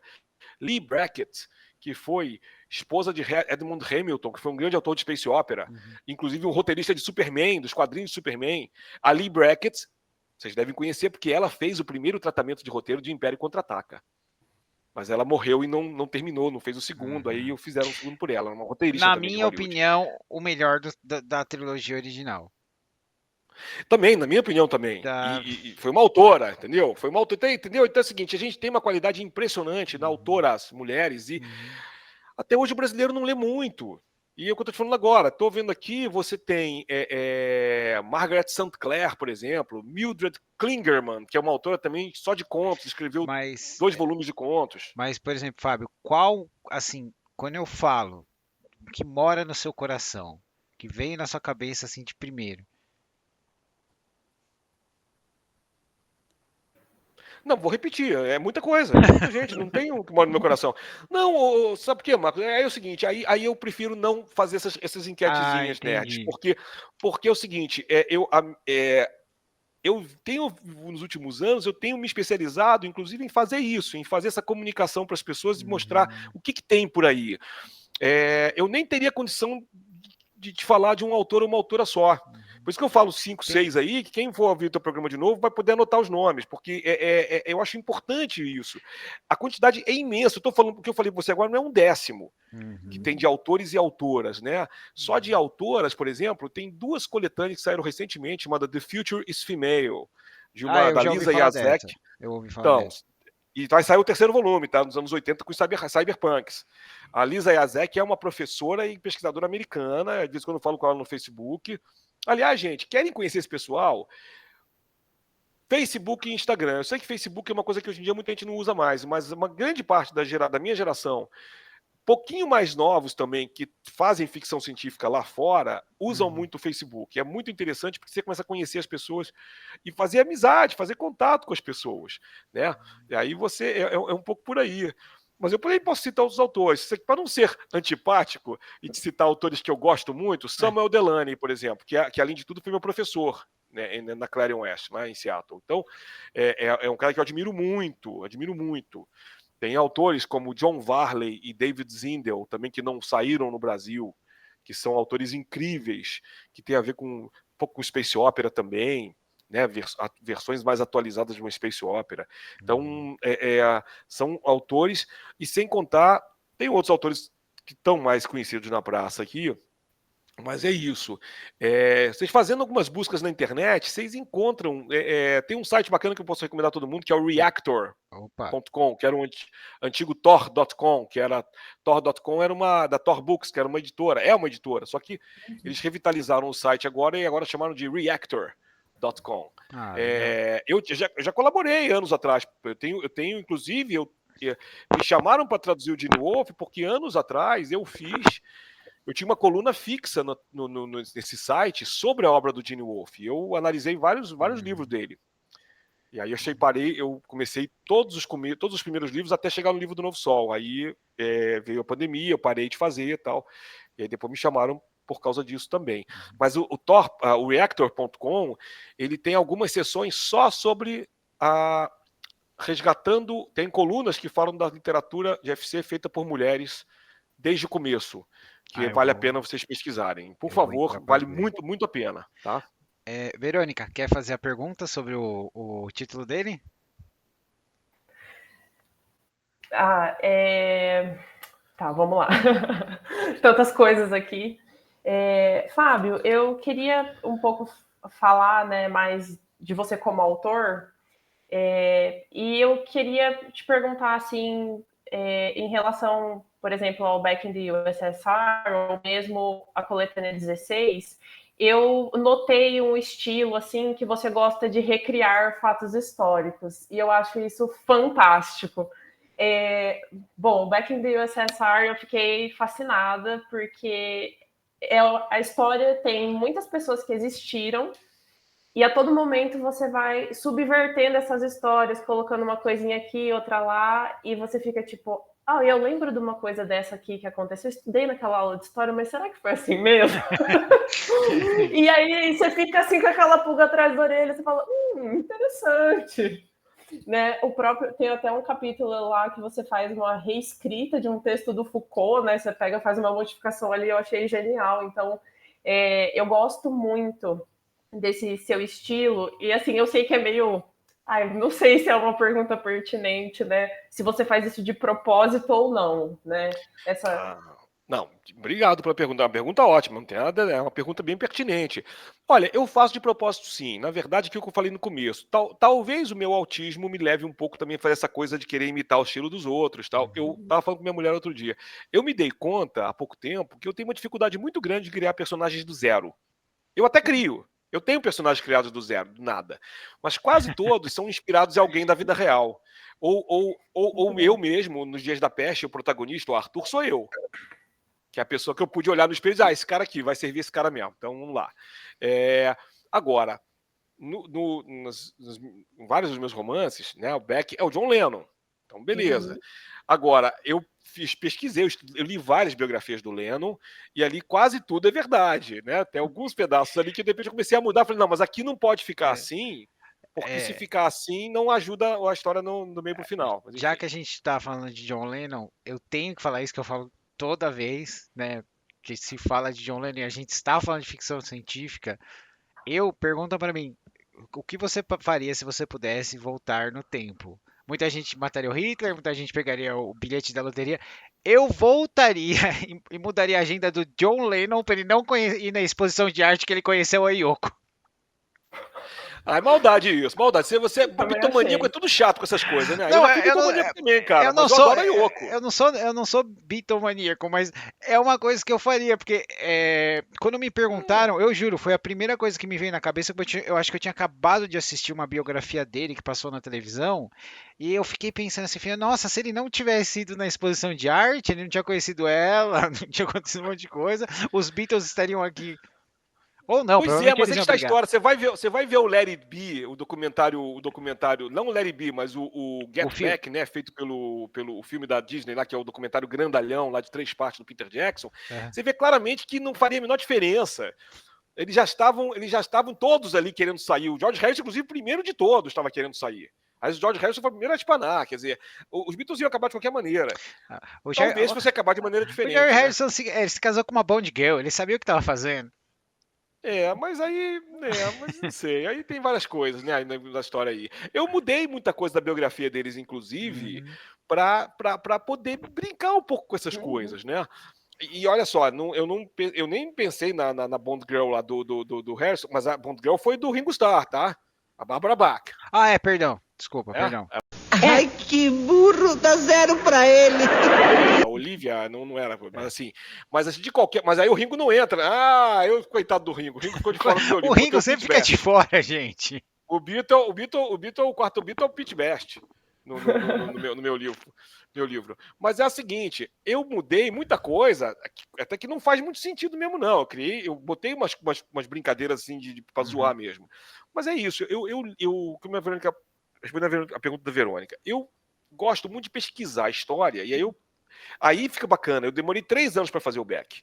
Foi o primeiro romance que eu escrevi com essa pegada histórica. Então eu falei, bom, eu preciso entender do que eu estou falando. Então eu li muito para poder dizer, bom, agora aqui eu preciso alterar esse fato. Como é que eu faço? Primeiro que eu não altero a morte do John. O John morre, só que o John é ressuscitado. John ressuscitado por quê? Pelo método Frankenstein. Porque Victor Frankenstein existiu no mesmo universo que John Lennon. consequentemente, a criatura de Frankenstein também. Começamos a brincar A agora. felicidade na cara da Verônica não se paga, gente. Eu tô muito feliz com a cara da felicidade da Verônica. Que bom que eu tô feliz da vida com esse livro.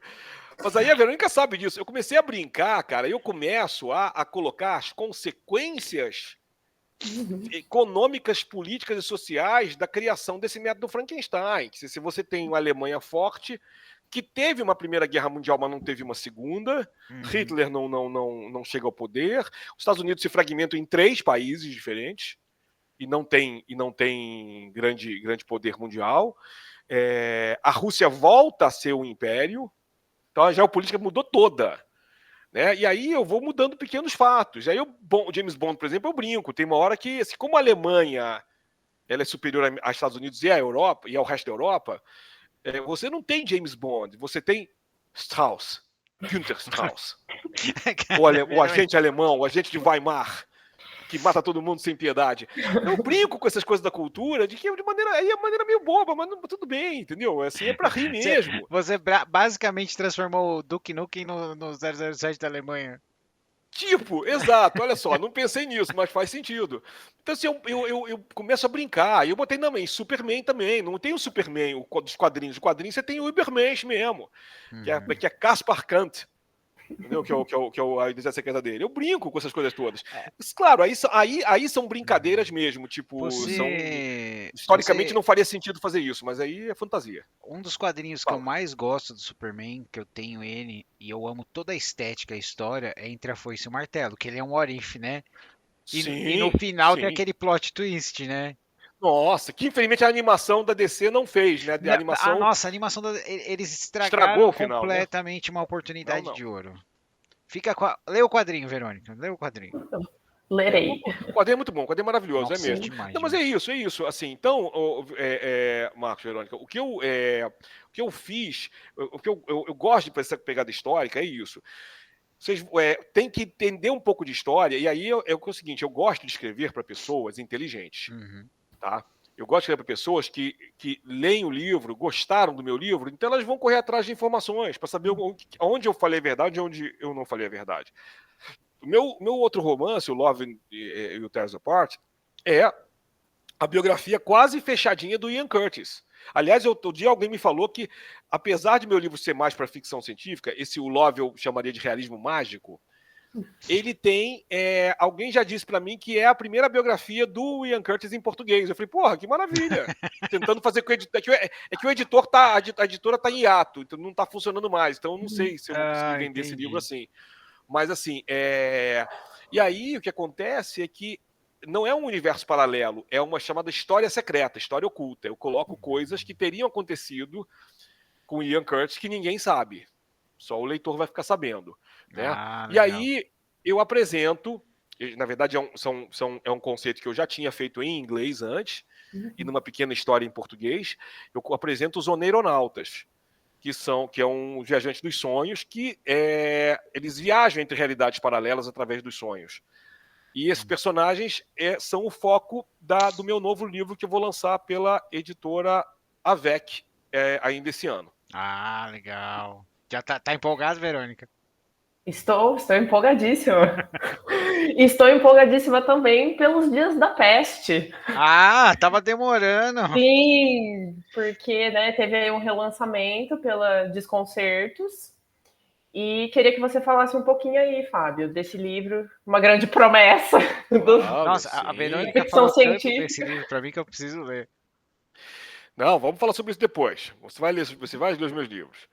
O Dias da Peste foi meu primeiro romance, na verdade. Eu escrevi esse foi interessante, porque eu escrevi, foram 2 contos que eu escrevi em 99, publiquei originalmente em 2000, na minha primeira coletânea de contos, chamada Interface com o Vampiro, e só publiquei um romance em 2009, porque eu vim para São Paulo, fiquei trabalhando, peguei mestrado e doutorado na sequência, e comecei a dar aula, então não tinha tempo para mais nada. Em 2008, eu participei de um evento no Itaú Cultural, fiz a curadoria de um evento, foi em 2008 e 2010, fiz 2 eventos de curadoria lá. Em 2008, eu chamei um editor, uma editora nova que estava começando, conversando com ele, eu perguntei se interessaria, né, porque eu estava pensando em pegar essas histórias e juntar e fazer um romance. Aí o editor gostou da ideia, falou, não, eu quero sim. Então, no ano seguinte, 2009, saiu Os Dias da Peste, saiu a primeira edição. E aí foi uma edição muito bonita, muito bem feita e tal, mas não vendeu muito, porque assim que a primeira edição fechou, que a gente fez o lançamento, eu, eu tive vontade de prosseguir, de fazer uma trilogia. Uhum. Comecei a elaborar, esboçar uma trilogia, cheguei a escrever vários fragmentos do segundo e do terceiro volumes. O editor deu carta branca, mas em poucos meses a editora fechou. Eu não, sem receber aviso nenhum, descobri que a editora tinha acabado. Eu falei, poxa, e agora? O que eu faço? Aí eu fiquei paralisado. Eu falei, não. Aí nessa época eu estava já escrevendo o Beck, começando a pensar no Beck. Aí eu acabei escrevendo o Beck, mas o Beck ficou parado anos até eu conseguir uma editora. E aí eu comecei a fazer outras coisas, escrevi muito conto, né, mandando para antologias e tal. 2017, as pessoas estavam começando a publicar com de maneira mais maciça suas histórias no Wattpad e no Kindle. Aí eu tinha que experimentar o Wattpad, mas para minha geração, eu acho que não funciona muito bem, para minha experiência não foi tão interessante assim. Uhum. E aí eu decidi fazer uma edição totalmente digital. Aí contratei capista, contratei um designer para fazer fazer toda a editoração eletrônica e tal, e fizeram um trabalho de primeira. Foi aí que o Fausto Fawcett fez o prefácio, né, da edição digital. Também fiz um pequeno lançamento digital, mas é engraçado, né? Quando o livro, alguns anos depois do Dias da Peste ter saído, me perguntaram, puxa, quando é que você vai lançar e-book do Dias da Peste? Eu falei, cara, eu não vou lançar, porque o editor lá só lançou o físico. Ah, que pena, se tivesse digital eu comprava. Tá bom. Aí eu falei, bom, agora eu vou lançar o digital. Aí eu lanço o digital, aí todo mundo diz assim, mas não vai ter edição física, não? Eu falei, então, eu não tenho condição de fazer e eu não quero fazer o print on demand da Amazon, porque na época era meio vagabundo. Eu falei, não quero fazer. Ah, então tá bom. Então também não vendeu muito. Aí, no ano passado, conversando com o Claudinei Vieira da Desconcertos, esse livro que eu estou falando agora, o livro Steampunk, que eu estou fazendo para a AVEC, ele, na verdade, ele é a reescritura de uma novela chamada Under Pressure, que também é sobre um escritor, um músico, que é David Bowie, mas aí é uma versão totalmente alternativa e inventada do David Bowie, não é a biografia do Bowie, em que eu faço no século XIX, uma história tipo Elseworlds da... David Bowie estaria perfeitamente à vontade no século XIX. Eu também acho. E aí eu fiz a história lá direitinho, com ele no século XIX e com o envolvimento com os oneironautas, que aí eu coloco como uma irmandade, que tem até um clube, que é o Clube Oneiros, né? E aí botam vários personagens da história real. O diretor lá do Clube Oneiros nessa época é Sir Richard Francis Burton, um explorador, que também era um oneironauta, um explorador do mundo dos sonhos também. E aí eu vou fazendo essa história, e aí era uma novela que eu publiquei na Inglaterra, foi numa editora britânica, Newcomb Press, e eu ganhei um prêmio ano passado, que foi o Utopian Awards, que foi o primeiro prêmio de livros utópicos a premiação, que inclusive eu concorri com o Salvo para o Robô Peregrino da Beck Chambers e ganhei. Tava concorrendo com você mesmo. Fiquei chocadíssimo. Não, concorrendo com o original em inglês. Ah. E aí ganhei. E aí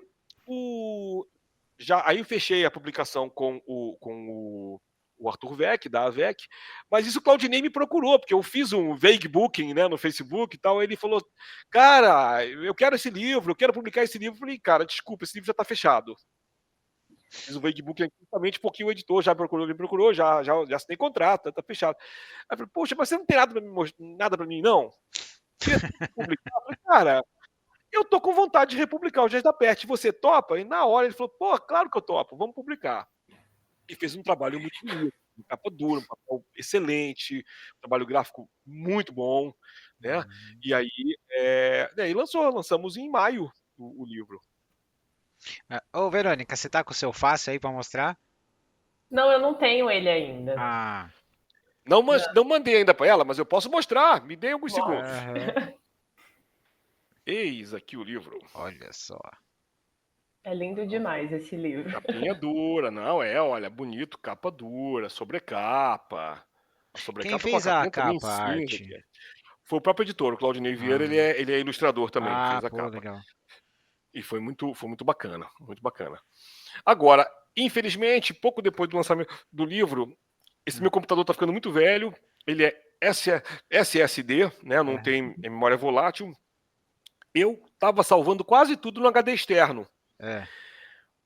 Menos os fragmentos do volume 2 e do volume 3 que estavam no SSD. Não vai fazer a Verônica chorar. Infelizmente, eu não sei quando vou escrever os outros volumes, porque eu perdi. Bate meu coração. Não teve como Eu salvar fiquei muito nada. frustrado. Cara, eu salvei alguns fragmentos de outros arquivos. Eu consegui um técnico para me ajudar a instalar um software que pode tirar isso, mas o software ele recolhe o que teria teoricamente estado na lixeira aleatoriamente. Ele tira o que der para tirar. E tirou alguns arquivos que eu não precisava e não me deu os arquivos que eu precisava. Então, eu lamento, mas por enquanto está em hiato. Mas o primeiro volume é uma história fechada. É que o 2 e o 3 eu ia levar para outros lados, outras questões. Não, olha essa carinha, olha essa carinha. Eu vou ter que fazer um minuto de silêncio agora. Então, mas temos outros livros, Verônica, temos outros livros. Mas diz pra gente, deixa a Verônica feliz, dá spoilers pra gente. Do que? Das continuações? Do que você pode falar pra gente? Aquece o coraçãozinho dela que tá triste agora. Não, você tá perguntando spoilers do quê? Dos próximos livros ou desses que eu ia lançar e que eu perdi? O que você puder revelar pra gente. Então tá bom. Então vamos lá. Então, Verônica, não vai faltar material. Não vai faltar. Esse livro que eu vou publicar pela AVEC, eu já posso falar para vocês, tá? Ele foi anunciado no começo do ano num grande pacote de livros da AVEC, do Arthur, que o Arthur Vec anunciou numa live. Esse livro está com o título, ele em inglês ele foi lançado como Under Pressure, que é uma brincadeira com a música do Freddie Mercury e do Bowie, mas como esse livro, ele realmente não, o Bowie não é o protagonista é a January Purcell, que é uma aventureira, geóloga e oneironauta. Então, o livro, o título provisório dele é O Torneio de Sombras, porque é um dos nomes do grande jogo, que era o grande jogo britânico lá da colonização britânica versus o Império Russo e Otomano, né? Então a gente eu tô brincando com isso porque, na verdade, o grande jogo, os oneironautas acrescentam uma dimensão temporal ao grande jogo, e aí ele vira o longo jogo, ou o Torneio de Sombras, entendeu? Então, esse também, já vou dizer para vocês que esse é o primeiro de alguns livros que eu já estou planejando com a personagem. Então, esse livro, já falei, estou terminando de reescrever umas passagens, mas já está tranquilo para esse ano. Tem também um Vem Aí, que vai sair também cedo, vai sair esse ano também, mas esse é um conto de space opera. Olha, que eu estou escrevendo para uma antologia, mas eu não posso dar detalhes agora. Olha, vou falar uma coisa pra vocês. Eu estou aqui negociando arduamente com o editor dessa antologia, porque é no universo compartilhado, não é uma história criada por mim, mas eu tenho muito prazer de escrever uma história de space opera, que há muitos anos eu não fazia uma space opera. Na verdade, eu não tenho nada grandioso de space opera publicado, não. E gostei tanto que eu virei para o editor e falei, olha, se você quiser, eu escrevo uma novela, um romance desse universo. Ele gostou da ideia, mas pediu para esperar um tempo, para a gente ver como é que fica e tudo mais. Mas eu me ofereci. Eu estou oferecendo para ele. Se ele topar, eu posso fazer uma space opera bacana também, porque eu me diverti muito com space opera, viu? Eu gosto muito. Eu falo de cyberpunk, mas eu gosto de uma space opera também. E aí, Verônica, tá feliz de aliviada. Tá lendo um certo universo que você tá lendo agora? Sim. E eu queria só deixar aqui um comentário muito importante, né? Que a gente tem aí vários autores que são canônicos na ficção científica, né? Eu posso citar aí que eu sou muito fã do Philip K. Dick, muito fã do William Gibson e muito fã de Fábio Fernandes. Para mim, você tá assim do ladinho deles, viu? Poxa, olha, não me faça chorar aqui no podcast. Eu já tô emocionadíssima. Poxa, muito obrigado. Eu tô muito feliz mesmo, de verdade. Olha, Mas é isso que a gente quer, é isso que o autor quer. O Uhum. autor quer reconhecimento. E não é reconhecimento de ganhar prêmios. Prêmio Sim. sempre é bom, né? Uhum. Mas, aliás, o Beck, não sei se o Marcos sabe, o Beck foi finalista do Jabuti na Não sabia. primeira versão do da categoria romance de entretenimento em 2020. Né? Então foi uma coisa muito bacana para mim também ter esse reconhecimento dos votantes do Jabuti. Mas, assim, mais importante, de verdade, mais importante do que prêmio, é isso, é conversar com os leitores e as leitoras e poderem me dizer se gostaram, se não gostaram. Já teve gente que me mandou mensagem dizendo que não gostou das minhas histórias. Então, tudo bem. E até eu até quero saber, em alguns casos, se são coisas que se foram falhas minhas, ou se, de repente, é só o gosto mesmo. Fábio, não gosto desse tipo de história. Então tá bom, não é obrigado a gostar, mas fico feliz que tenha lido, até para dizer, então esse tipo de história eu não quero ler mais, beleza. Mas esse que é o grande barato. A gente escreve, a gente conta histórias porque a gente sente necessidade de contar histórias. Né? A gente não escreve exatamente para os outros, mas quando a gente escreve, a gente pensa nos outros, a gente pensa nas pessoas que vão ler. Eu não escrevo pensando puxa, será que aquele meu fã, aquela minha fã vai gostar? Quando o livro já está pronto e eu estou lançando, eu penso, puxa, tomara que a Verônica goste, tomara que o Marcos goste, tomara que o Chico, é um mutante literário que está sempre me acompanhando também, tomara que goste. Mas se não gostar, eu vou respeitar a opinião e até vou querer saber, porque de repente vai que não, obrigado. Né? Por exemplo, a coletânea 16 que você comentou, é uma coletânea muito interessante, porque ela tem ali coisas que eu publiquei durante 30 anos.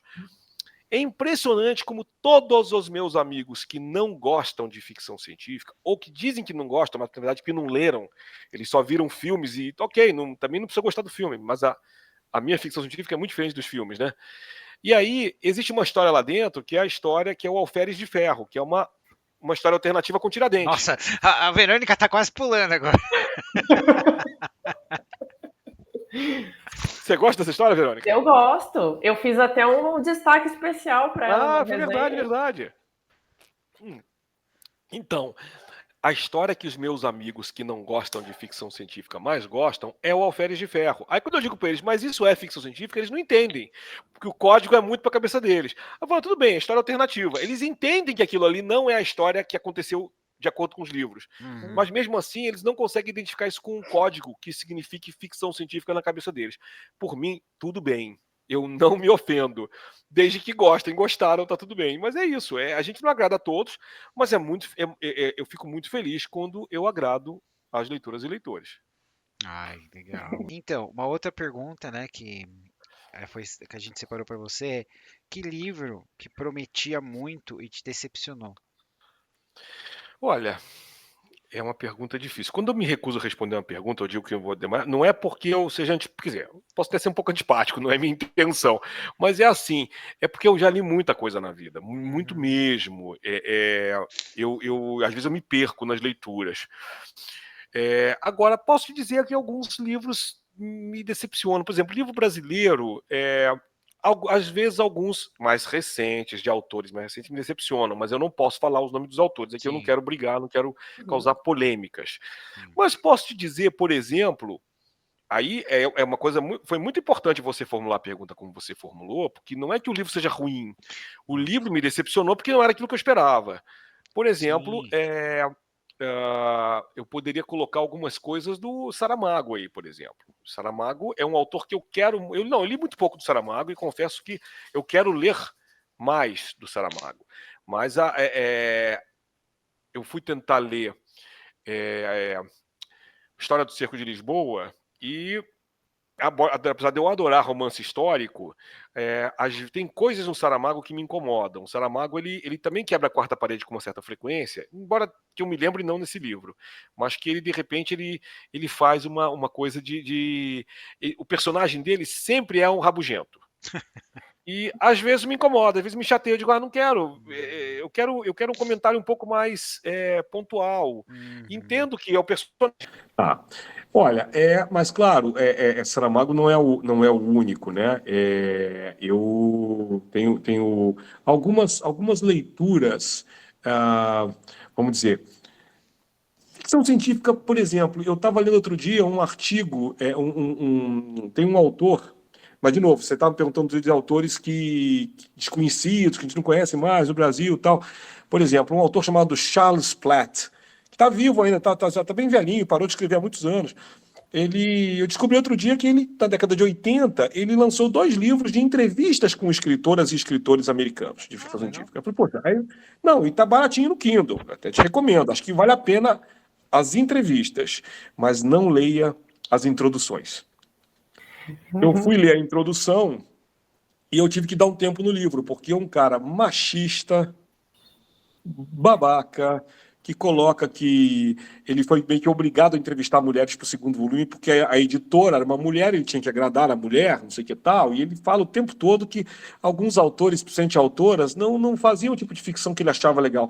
E aí ele perde um tempo muito grande. Veja, a antologia dos anos 80, tá? Só que essa introdução é de 2017, que foi quando foi lançada a edição digital. 2017, tá? Ele perde um tempo enorme falando mal de Star Wars. E não é de Star Wars franquia, do primeiro filme só, do episódio 4. Tipo assim, pra ele nem existiu o resto, porque o primeiro é muito ruim, é tão ruim, tiro no espaço, piu, como é que pode? Eu falei, gente, mas isso foi superado há tantos anos. Né? Então, esse tipo de leitura, esse tipo de livro e de autor me entedia. Eu me decepciono profundamente com esse tipo de autor mesmo. Né? Então, assim, autores... por exemplo, atualmente eu tenho lido mais autoras que autores. Estou lendo autoras muito boas. Agora eu posso... Estou móvel aqui com o celular, posso andar mais. Por exemplo, tem uma autora que 2 autoras que eu recomendo muito para vocês, que uma é Ada Palmer, tá? Essa aqui é uma tetralogia. Esse é o 2º volume, tem uma Seven tetralogia. Surrenders. Seven Surrenders, a tetralogia Terra Ignota, tá? É uma história passada no século 26, depois de uma catástrofe, de um apocalipse. É uma sociedade utópica, mas os hábitos e costumes são tão diferentes, gente, mas tão diferentes. A Ada Palmer é uma professora de história.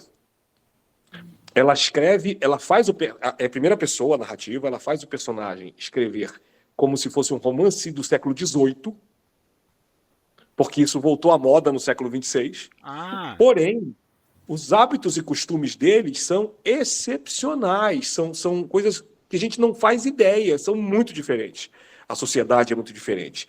E essa série também aqui, de uma autora chamada Arcade Martini, esse é o pseudônimo, ela tem outro nome, ela é historiadora também, chamado A Memory Called Empire. Tem 2 volumes, agora está saindo o 3º. Isso é uma história, isso é uma space opera, futuro distante, no espaço, de um embaixador que perde a memória e um substituto tem que ir lá para fazer a ponte com uma raça alienígena belicosa, e tudo depende também de questões de língua e de costumes. Aí ela pega um pouco do Samuel Delany, por exemplo, né? Então, assim, eu prefiro focar em autoras e autores que eu já entenda a dinâmica, como funciona. E por isso que eu falei, eu gosto muito de frequentar as redes sociais, de ler. Atualmente eu estou voltando a escrever resenha lá para fora. Eu estou escrevendo resenhas de livros acadêmicos para a revista científica, revista acadêmica de ficção científica Extrapolation, tá? E estou publicando contos na revista britânica Interzone, que é uma das revistas top de linha do mercado anglo-americano, né? E aí, como eu leio essas revistas, eu estou sempre por dentro do que está saindo no mercado. Atualmente, Marcos, eu não estou me decepcionando mais tanto, não. Esses exemplos que eu te dei agora, e são poucos, né? São exemplos que eu me decepciono muito pouco, porque atualmente eu procuro sempre me cercar de informação antes de ler um livro, para ter uma ideia do que aquilo ali apresenta. Agora é isso, eu acho que o que mais tem me decepcionado são autores mais antigos, como esse Charles Platt, que são autores retrógrados e conservadores, tá? Quando eu falo para você, por exemplo, que alguns autores e autoras de ficção científica, também de policial e de horror brasileiros, têm me decepcionado, é muito por conta disso. A maioria pelo extremo conservadorismo das ideias. Tá. Aí você vai ler uma história e a história acaba sendo um pouco mal escrita. A maioria dessas histórias são mal escritas, não são histórias com estilo fácil e leve de ler. E geralmente são as histórias em que o autor e a autora, que alguns eu conheço pessoalmente, deixam vazar todo o seu ódio pela esquerda, vamos dizer assim, ou então sou incômodo com o politicamente correto. Você colocar isso num personagem não tem nenhum problema. Eu não tenho problema de ler um personagem que seja de direita. Mas quando você tem um escritor muito à direita, Ele tá o que eu pregando vejo uma coisa em geralmente... vez de estar escrevendo a história. Olha, eu sou um pesquisador marxista, tá? Então é bom fazer esse disclaimer. Eu sou de esquerda. Não me considero radical, não. Mas eu entendo o seguinte: é muito raro para mim, existem, tá? Mas é muito raro ler autoras e autores, principalmente atuais, que façam uma defesa de valores políticos de esquerda radicais na sua literatura. A maioria não faz. Agora, a direita se ressente de um autor negro, de uma autora trans, por serem quem são, não pela ficção científica que eles fazem. Então, isso é problemático. Ah, com Conheço certeza. muitos assim. E aí é o seguinte, cara, tudo bem, eu sou um cara branco cis hétero. Eu não, embora alguns livros que eu já escrevi, o Rio 60 Graus, por exemplo, tem um personagem negro, o protagonista é negro, tá?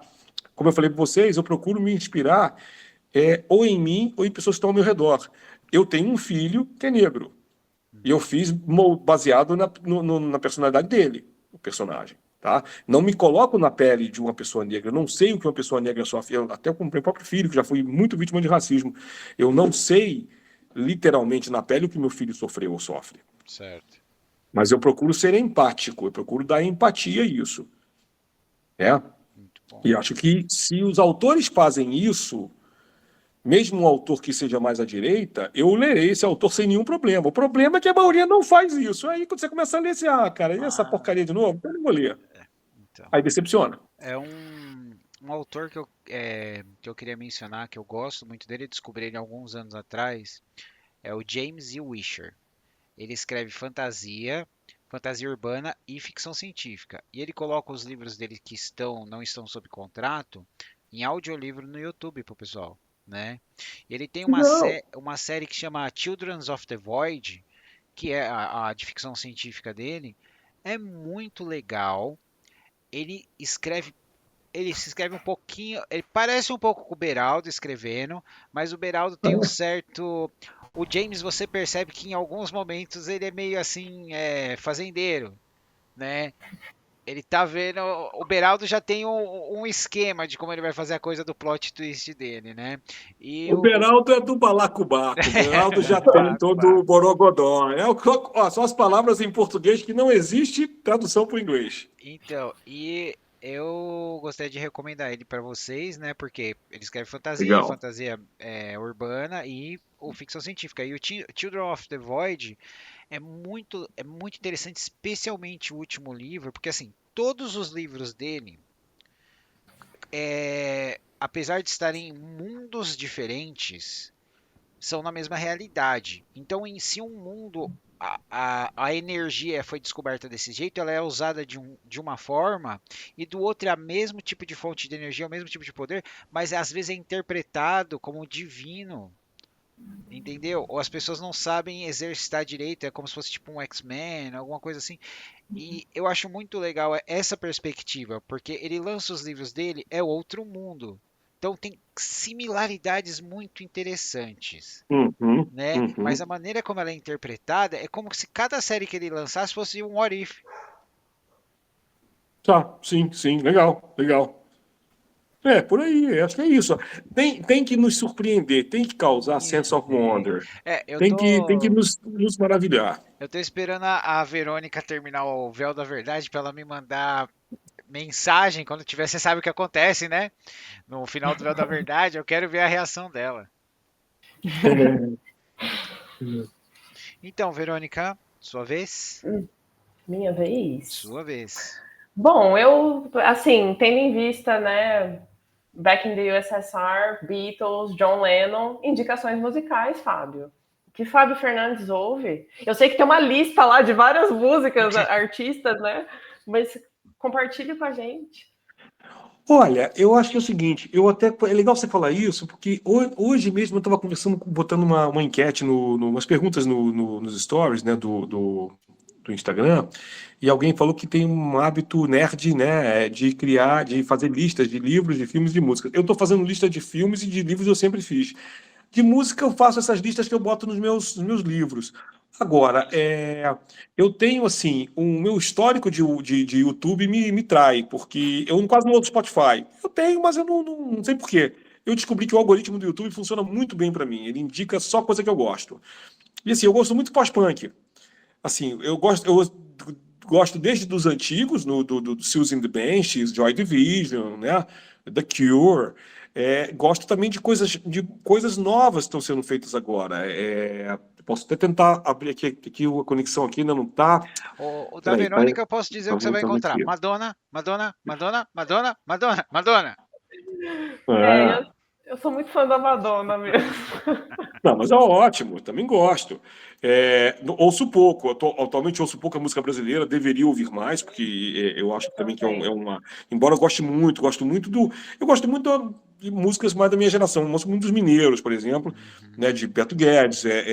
Aliás, há pouco tempo eu escrevi um conto que não é de ficção científica para uma antologia em homenagem a Beto Guedes, foi lançado há pouco tempo aqui em São Paulo. E tem eu tenho um carinho muito especial por esses grupos, né? Por essas pessoas. Milton Nascimento é rei, é Deus para mim. Chico também, né? Então, assim, mas ouvia muito Legião Urbana. Hoje em dia eu não aguento mais Legião, porque todo mundo toca Legião lá. Antigamente já toca Raul, hoje já toca Renato Russo, não aguento mais. Mas assim, já ouvi muito Legião, porque eu né, sou da época que Legião lançava os vinis originalmente, né? Então, assim, gostava muito de Legião, Paralamas, a Blitz, né? Nossa, o pessoal esquece Rock Carioca, né? do pessoal da Blitz, Não, e tem o rock paulistano também, Ira, Fellini, que é uma banda que hoje em dia pouca gente conhece, entendeu? Então, assim, Ojeriza, que é uma banda do Rio, né? Então, porra, tem muita coisa bacana que tá no meu set list. Eu tô sempre ouvindo. Muito bom, Legal. muito bom. Verônica, a gente esqueceu mais alguma coisa? Não, eu acho que hoje foi bastante coisa, foi tudo dentro do previsto aí. Mas espero que a gente repita aí o bate-papo, porque tem muita coisa ainda pra gente trocar figurinhas sobre. Legal. Que bom. Não, também quero. Gostei muito. Obrigado mesmo, mais uma vez, pelo convite. Então, Fábio, o crédito é todo da Verônica. Tá bom. Muito, muito obrigado, Verônica. Muito obrigada a você. Antes da gente chegar no nosso momento, Karine, tem mais alguma coisinha que você gostaria de mencionar, Fábio? Olha, sim, gostaria sim.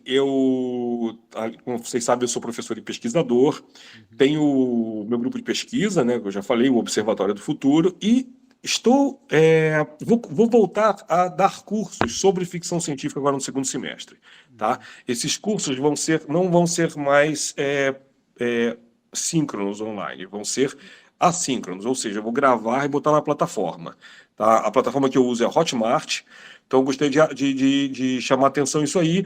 Em algum momento, agora em agosto, eu vou colocar no ar a nova edição do meu curso que fez mais sucesso, que é Ficção Científica no Campo Político. É um curso de 6 aulas em que eu falo, claro, eu deixo claro desde o começo, eu sou de esquerda, é um paulista marxista, mas não é a doutrinação marxista, não. Esse curso foi criado porque uma amiga minha um dia comentou comigo que ela não conseguia ver a ficção científica como uma literatura que não fosse alienada. Eu falei, mas e o Admirável Mundo Novo? E o 1984? Fahrenheit 451? E ela virou para mim e falou assim, mas esses livros eu nunca li. Eu até sei que eles são, tal, mas... E ela não associava muito a ficção científica. Eu falei, não, tudo bem. Aí, conversando com ela e com outros amigos, eu pensei, puxa, eu vou fazer um curso apenas para mostrar às pessoas que a ficção científica ela tem um vasto espectro político, porque ela, na verdade, é uma coisa psicanalítica. Ela fala do futuro, mesmo quando ela fala do presente, mesmo quando ela fala do futuro. Né? Então, eu falo de escritores de esquerda e falo de escritores de direita. Porque existem escritores bons dos dois lados. Né? Eu defendo que existem muito mais escritores bons à esquerda que à direita. Mas ok, eu tenho escritores de direita que são muito bons. E eu falo deles. Né? Como eu falei também, eu dedico uma aula só à ficção científica das mulheres, que foi apagada durante muitas décadas e agora está retornando com força total. Falo de ficção científica feita, né, de autores negros, LGBTQ, né, plus. Falo procuro falar de tudo isso, né? Agora está se começando a falar muito de FC neurodivergente. Eu, como neurodivergente, estou prestando muita atenção a isso, né? Então, esse curso é basicamente isso, para dar uma espécie de letramento às pessoas. Eu recomendo particularmente para influenciadores de ficção científica e resenhistas que queiram, né? Mas isso, quando chegar lá, eu anuncio. Não, Ah, legal. não, não, estou terminando de revisar e regravar algumas aulas. A Verônica já está planejando como ela vai perder o sono para conseguir participar. Sim, exatamente. Então, mas é isso, Fábio. Chegamos no momento, Karine. Deixa eu fazer os dedos de jazz, que você deixa uma mensagem para o universo. Ah, olha, existe uma frase que eu acho ótima, que é bem da minha época, bem dos poetas dos anos 80. É de uma poeta que ela escreveu muito pouco, uma poeta brasileira chamada Margarete Castanheiro, e a frase é: o acerto pode ser incerto, mas o erro tem que ser exato. Nossa, muito bem. Não vou nem dormir essa noite. Fábio, muito, muito obrigado mesmo por essa oportunidade, por esse papo. E hoje, como é uma edição final, eu vou deixar as considerações finais para nossa querida Verônica. Olha, Fábio, muito obrigada mesmo por você ter participado. Eu já queria há muito tempo conversar com você assim, né, do que só trocar ali mensagens no Insta, né, comentar ali stories, trocar figurinha. E nossa, eu tô assim muito feliz, de verdade mesmo, tô até emocionada. Então, muito obrigada mesmo. E estou muito ansiosa aí pelos próximos lançamentos, ansiosa também para ler o que você já publicou e eu não li ainda. Então, muito obrigada mesmo de coração. Você fez meu dia hoje. Olha, muito obrigado mesmo, Verônica. Quero agradecer, né, o seu convite, quero agradecer o seu carinho, sua amizade, porque é importante para a gente, é importante para nós escritores. A gente, olha, não é porque eu tenho anos de escrita, porque eu tenho vários livros publicados, que eu não tenho síndrome de impostor, que eu não tenho de vez em quando uma coisa ficar meio chateada, meio triste e tudo mais. E é tão bacana receber esse carinho das pessoas que estão junto a gente. Então, só que eu posso te dizer é que você ainda vai ler muitos livros meus. Que bom. Aê! E eu espero um dia poder te conhecer pessoalmente também. Com certeza, vai acontecer. Daqui a algum tempinho a gente dá um jeito. Beleza. Tá bom? É isso, pessoal. Esse foi o Fábio Fernandes. Eu sou o Marcos da Toca do Aventureiro. Essa é a Verônica do Bolachas Literárias. Muito obrigado a todos e até a próxima. Muito obrigado. Até a próxima.